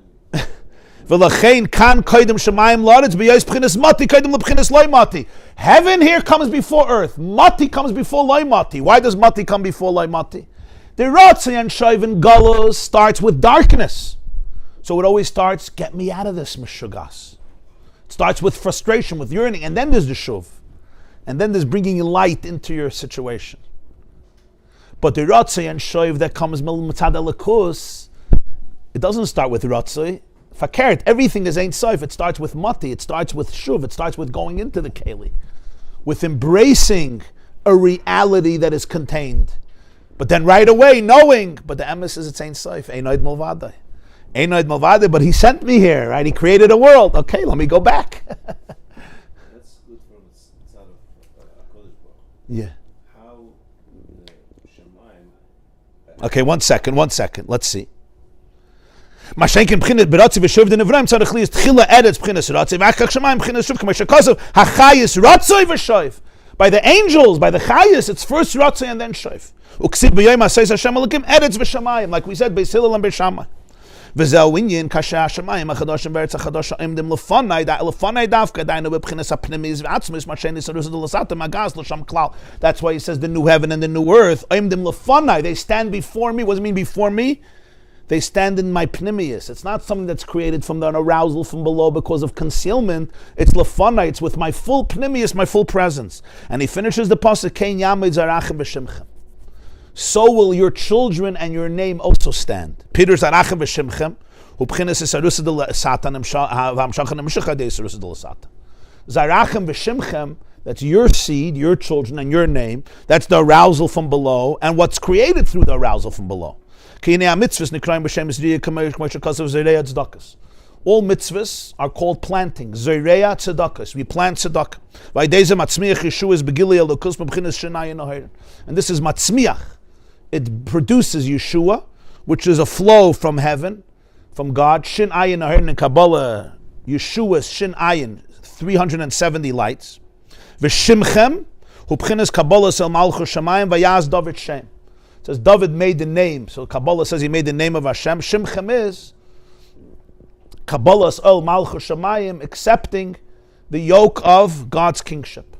So Zarachem is the mitzvahs, Zoreya tzedakos, and Shimchem is The seed. Yeah, the seed, like seed planting. Every mitzvah is a planting. Explains in different Maimadim. And then Shimchem is Kabbalah's ol malchus shamayim. The person accepts on themselves the name of God. So now he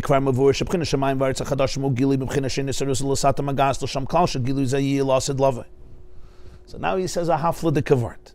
We said that the new heaven and earth is a revelation from above, beyond the arousal from below. It's not the ratzui that's created from darkness, the rain that comes from the earth, from the ocean. It's I make the heaven and earth. It's coming completely from the divine. It's not precipitated by concealment. Isarusa Lasata doesn't reach there. Vim Kain, Sol Kedaita Chamina, Sham Shachashai De Isarusa Lasata Betatum, which is Bchinas Eretz Vishamayim Shalonu Ratza Vishufti Ptela Lagamri, Machmas Gilead Samushim, Bchinas Ashani Yoisa. So you would think that the whole avoid of a person at that time becomes completely insignificant, becomes valueless.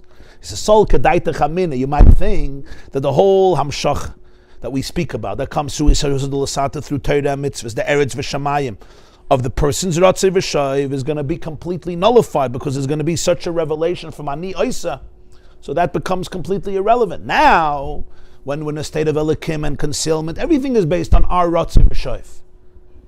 The Zarachem, the Shimchem. But then, when you can have a Shamayim Chadashim, Eretz Chadasha, which B'chlal Negeya Zarachem V'Shimchem, your Avoida, not your Avoida, the Gili will be Lamata Kamay Lamayla, the holy union of Ratzei and Shaiv is going to be first Shaiv and then Ratzei, all Mitzad Hashem, Mitzad Gilead Lakos, your whole avodah becomes insignificant. He says, no. Don't look at it that way. It's not like your avodah becomes irrelevant because it's a beautiful world. Even Zarachem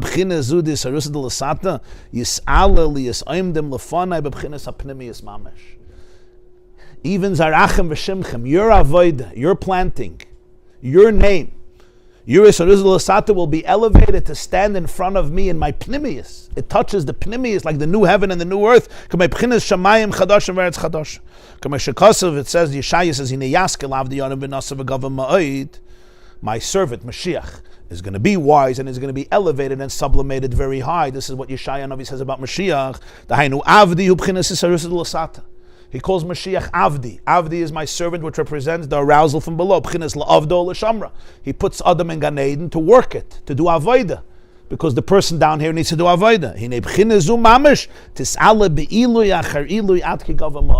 This Bchina of Avodah Avdi will be elevated higher and higher until it will touch the Pnimius and Atzmis. In other words, don't think at that moment the person's Avodah just becomes irrelevant. Like, basically, you're completely superfluous. When you're this darkness, you're the one who's initiating it. You're the one who's making a revolution. But in the times of complete revelation of a new heaven and new earth, the whole Ratzi is a different Ratzi. Not a Ratzi that comes from Klippah, from darkness. So the whole avodah of a person at that point seems irrelevant. It's like malachim, you're just part of the process. He says that's not the word. The whole avodah will be elevated into that level. In other words, the relationship will be sublimated to the point that then there'll also be your avodah. But your avodah will be in the same space of the new heaven and new earth. In other words, the shuv and the ratzi of the person is going to be a different shuv and ratzi. But it's not like your role here and your impact becomes insignificant. That's the chiddush. You would think in the new heaven and earth, the person and his life becomes irrelevant. You become superfluous in the relationship because the whole earth is a different earth. Earth became heaven essentially. So if earth became heaven, so the whole purpose of Avodah Sodom becomes.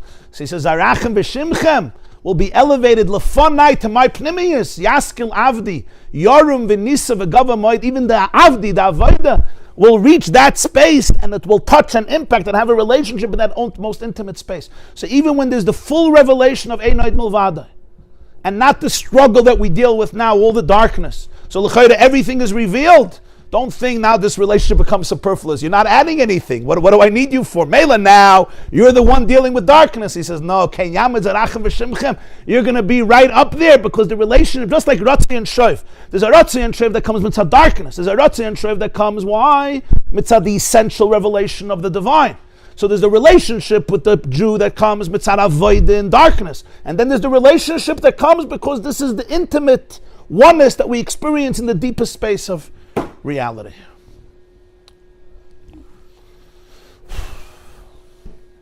And now I'm going to let go.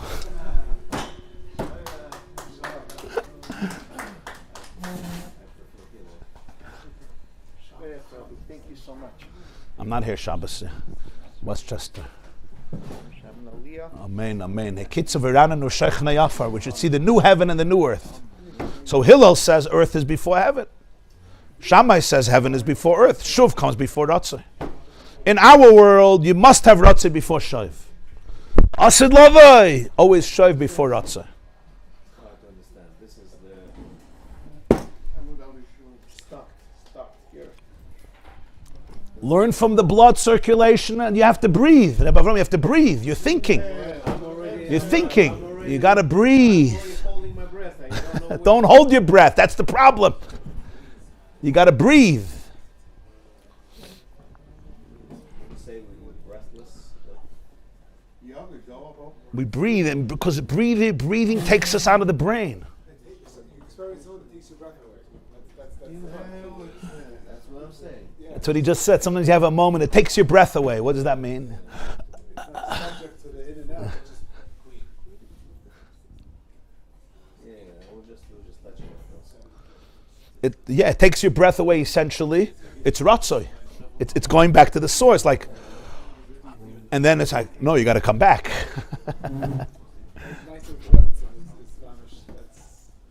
I have the original. The whole life is like that. People have in a lot of stickers. It's not a sticker. You only need a picture when you don't have the original. It's Gavaldik Amaisa with the Volpa. The Maggid had a student. He was one of his biggest Talmidim, and unfortunately he became an alcoholic. They called him the Volpa. Could be he was a Rav of a city, Volpa, whatever, they don't know exactly his name. And he became an Oni Amachazir al-Apsachim. He would go around the cities and collect money, but he was really from the greatest students of Maggid. He had an affiliate, he fell. There was a Rav of a city called Babroysk in Ukraine, Babroysk. Oh, Belarus, yeah. Reb Hillel Paritcher was a Rav there. So before Reb Hillel, there was a Rav there. His name was Baruch Mordechai Ettinger, the Rav of Babroysk. He was a student of the Vilna Gaon, and then he became a chassid of the Alter Rebbe.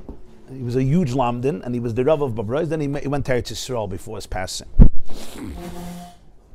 He was a Gaon Olam. He was from the Talmidei Hagra, and then he became a Talmid of the Alter Rebbe. The Baruch Mordechai Babroysk, they called him. So they say a story that he was eating dinner, I guess with his wife, his family, and there was a knock on the door. They opened the door. It was a poor man. The poor man left his torbe, his sack in the front, and he asked if they can give him a piece of food. If they can give him something, they said, of course. So they brought him in, and they sat him down at the table. Mordechai had a chush. He looks at him, and he sees he's not a regular beggar. And I don't know, his heart told him that this is the Volpa. That this is the student of the Maggid who became an alcoholic. Now then, there were very few writings of Chassidus. It's not like today. So while the person was eating, he went to the front and he opened up his bag to look. Maybe there's a ksav, something that he wrote from the Maggid that he heard. He wanted to see it. So he was looking into the bag. This person was eating and he turns around. I guess, he felt it. And he sees the host is looking through his bag. He says, "Was bin ich haganev? Was bist du? I came here to eat. What, you choshed me that I stole your stuff? I'm out of this house." The chutzpah, a yid comes to ask a nedava. So when he said this, it even intensified his feeling that is a psa. Like, you're taking away my dignity. I'm a poor man. I'm not a ganev. Don't turn me into a ganev. I came to eat. Don't check my bags. So he decided he'll tell him the truth. And he said, "I'll tell you the emes. I have a chshad that you're the Volpa." And I was hoping maybe there's a ksav of chassidus that you wrote from the Maggid. And I was looking for it. So he looks at the Baruch Mordechai and he says, "You think we're like you, huh? You think we're like you?" He says, by you is da Rebbe, so da Chassid, and so da Chassidus. It's three things. So you have to write it down, because if not, you're going to forget it. Bei uns is the Rebbe mit the Chassid, mit the Chassidus gewesen ein Sach, mit after schreiben. It was one thing, you didn't have to write it. And he got up, insulted, and he left. So Baruch Mordechai said that was the Volpa. He got his word already. He says, "You think we're like you, we have to write down things. We don't write down things." And he explained, nobody ever wrote down where they are, right? You write down a code, a password, Nobody ever wrote down, "I'm right here." Why don't you write down where you are? Because it's not shaykh to forget it. When I forget where my soul is. So he says, by us, the Chassidus was the same way. What are we writing it down for? So Baruch Mordechai said that was the Volpa. That's the original, not the picture. Verstehst? I mean, we're happy that they wrote it down, because if not, we wouldn't have access to it. But the Volpa didn't need it.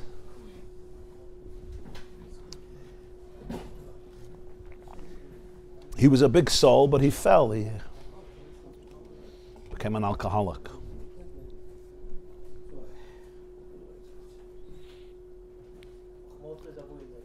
Der Baruch Mordechai ist jetzt Sohn Harazeisen. Weg Tofresh Tezayin, dachte ich. Tezayin, ja. Babroisk. Rebbe Hillel Paritscher hat ihm übergenommen. Hat übergenommen der Rabbonis. Der Baruch Mordechai Babroisk, wenn von Talmidei Hagra, danach geworden nach Chassid von Alter Rebbe. Ram Kaliska, ja. Ich bin sehr ein größer Mensch. You know the Meister of Baruch Mordechai? Chassidish Yid. There was always a puddle in front of his house. Always a puddle. So they asked him, why can't this puddle ever dry up? Here a person knows how not to take himself seriously. He was a big Rav. Why does the puddle never dry up? He says, Parshat. The Gemara says that Hashem showed Adam Arishan, Dur v'Dur Shav. He showed Adam every generation and all the leaders. He said, Hashem showed Adam Arishan also this generation, and he showed him all the Rabbanim. So he also showed him that the Rav of Babroisk is me. So Adam Arishan said, Eich mir Rav! Pooh! And he spit, and he said, and the puddle didn't dry up. The puddle from Adam Arishan's spit, when he heard that I'm the Rav of Babroisk, it's still here in front of my house. This is a good Rav. You hear Avram spit, Adam spit, it didn't dry up yet.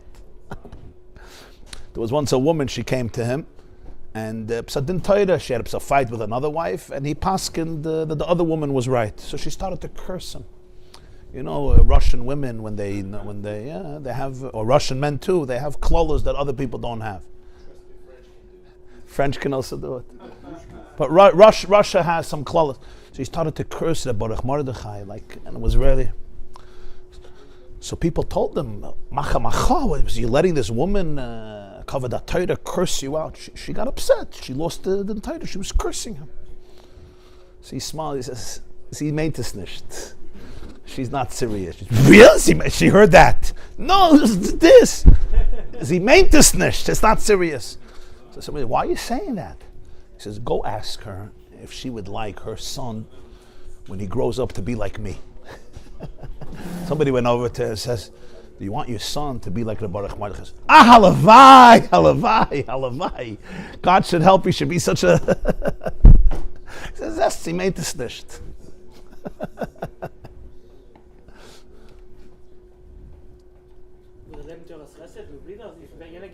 The Torah says when the Rav in Lublin. It's going to be Broisk. Lublin. The Baruch Mordechai, yeah. Baruch Mordechai Babroiska. Ettinger. Why am I mentioning it? Because of the Volpo, yeah. There's a family Ettinger here in Monsey. Ettinger? Yeah, there's Ettingers.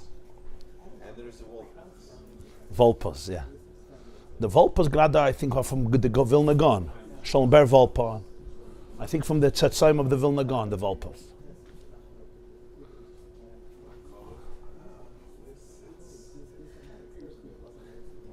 But the word from the Volpo, that's Pshat. You know.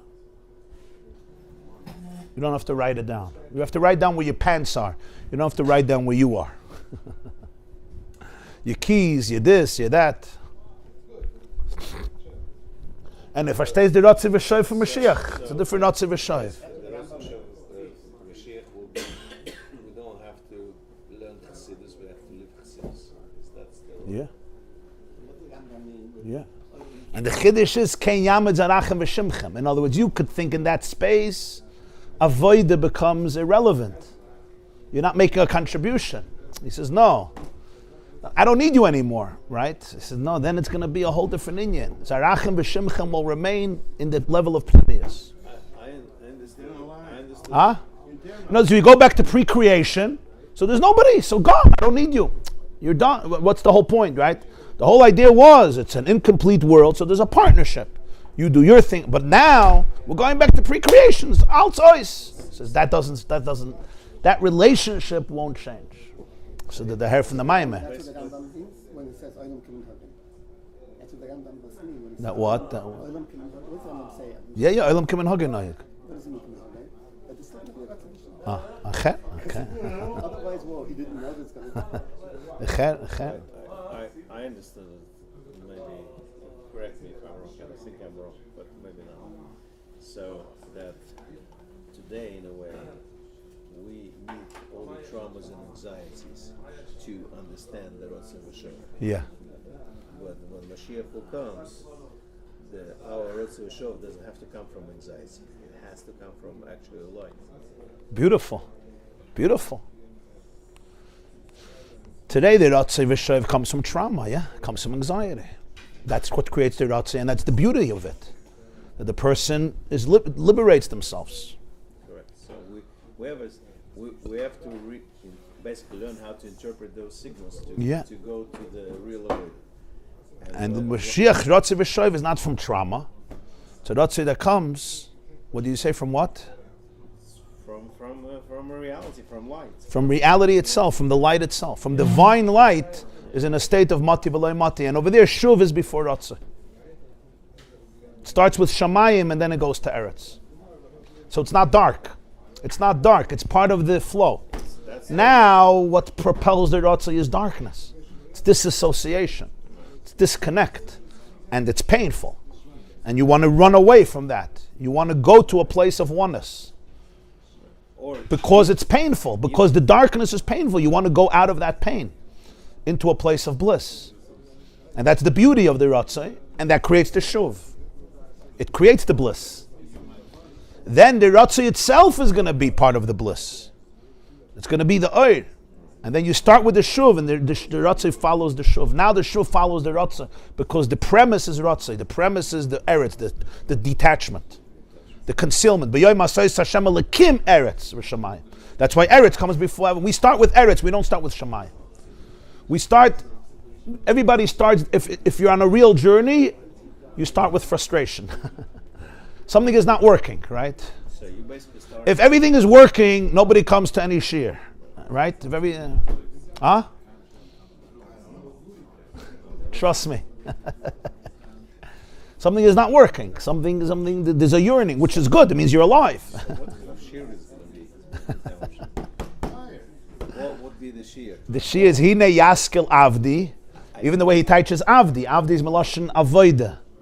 It's the avoida, but that's going to be yorum v'nosa v'gava adma oid. That avoida is going to be in a different space. Avdi. I hope we're not going to make a nostalgic out of this world. No. One time of Shemayim, we'll say, look, now it's easy.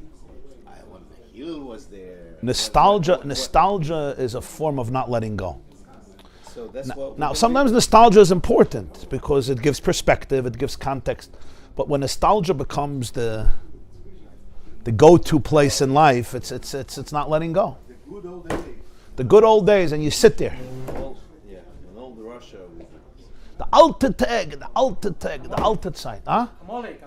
Amolik, yeah. It's good to have context, to learn from it. But when it becomes the only thing, like sometimes in Hasidic circles or other circles, they'll talk about the olden days. That's when all the action was, and now we're just a bunch of losers reading stories.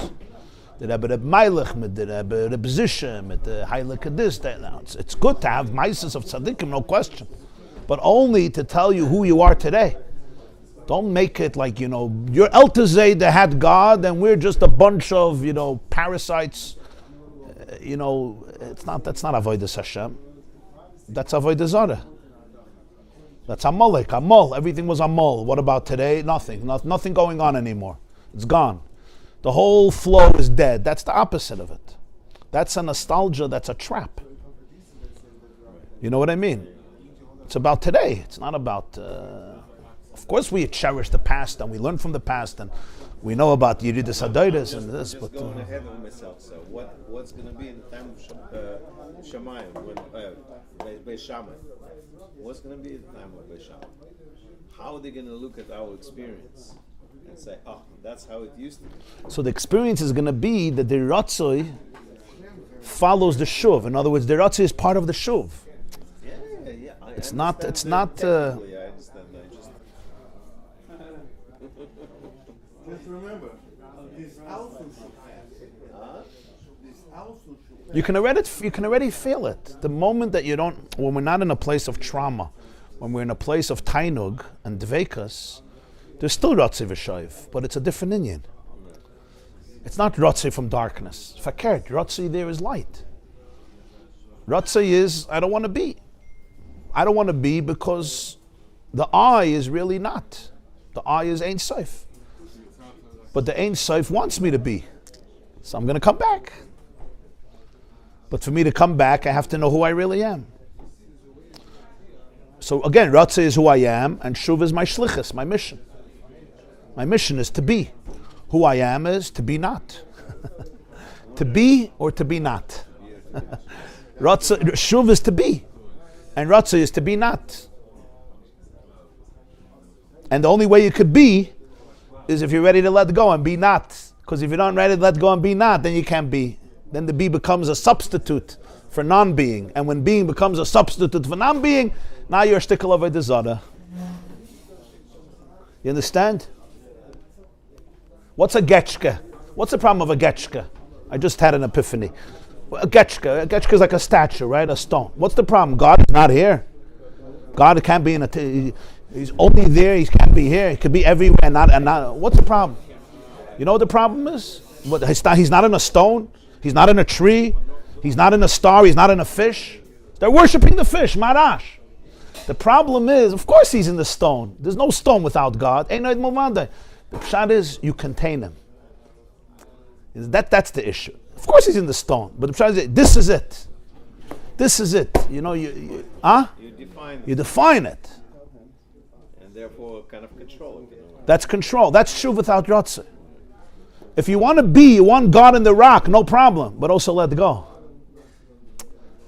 So the paradox is, when you could let go and be not, then it could be everywhere. Because then it's Ein Sof everywhere. Huh? Mati v'loy mati. You're fully present, and in the full presence, you also know that you're ready to let go in a moment. And it's funny, that's the only way you could be present.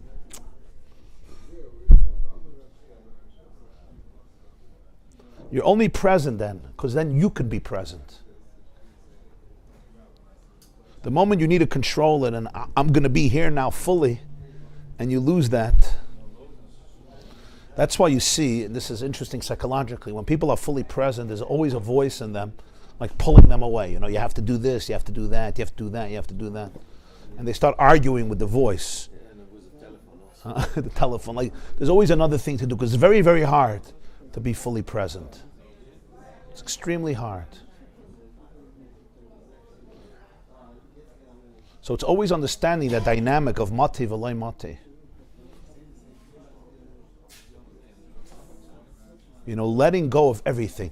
Letting go of the need to define presence, of control presence. Like, it's all we want. Okay, no, I want to be present. No, you don't want to be. Let go of that too. Like, there's a flow. What's translation of Monsey? Literally, mati means ungekommen, arrived. It says in Eitz Chaim, the Lashon is, the Eir is mati v'loy mati. So what does that mean? Came and He came and he didn't come. It's like quantum mechanics. You're a particle and you're a wave. You're here, you're not here. In quantum mechanics, you know, you're dribbling a basketball right here, and it's also happening there. It's here, it's not here. It's moving this way and it's moving that way. You speak about probabilities. It's like here and it's not here. So what is it? It's here or it's not here. So he says that's what it is. It's both. It's fully here and it's fully not here. Now we cannot contain paradox in our present vocabulary, so we turn it into time. A second and then another second. But really it's not a second and another second. The second itself is not here. You understand? actually Mati v'loy mati is the same time. We don't know how to do that because either you're here or you're not here. So we turn it into 101, 102, 103, 104. Second one, second two. Second one is not here. But really, second one is also not here. The way we relate to it is now two. But even when it was here, it was not here. That's pshat mati v'loy mati. You understand? Einstein understood that, by the way. When he spoke about time, he basically understood that if you're a photon, let's say you are basically a messenger of light. Yeah. That's what photon is. Right? Yeah. So photon is a messenger of light. He said the photon doesn't have time. Right. He's timeless. He doesn't. For him, time is not ticking. Right. For us, time is ticking. Yeah. When we reflect. Or Yeah. So that's why it's moti v'lo moti. It's moti v'lo moti, because yeah. It's timeless. Yeah. You have a time and timeless. Yeah. The Alter Rebbe says in a Maimer, how does mati and loy mati express itself in Gashmias? Zman. Time exists also in Atzilus. In Bria, Yitzira, but over there, it's not our time. It's mati v'loy mati. Mati v'loy mati, that's the shayrish of Zman. Whatever is here, right away undoes itself. I'm here and I'm not here.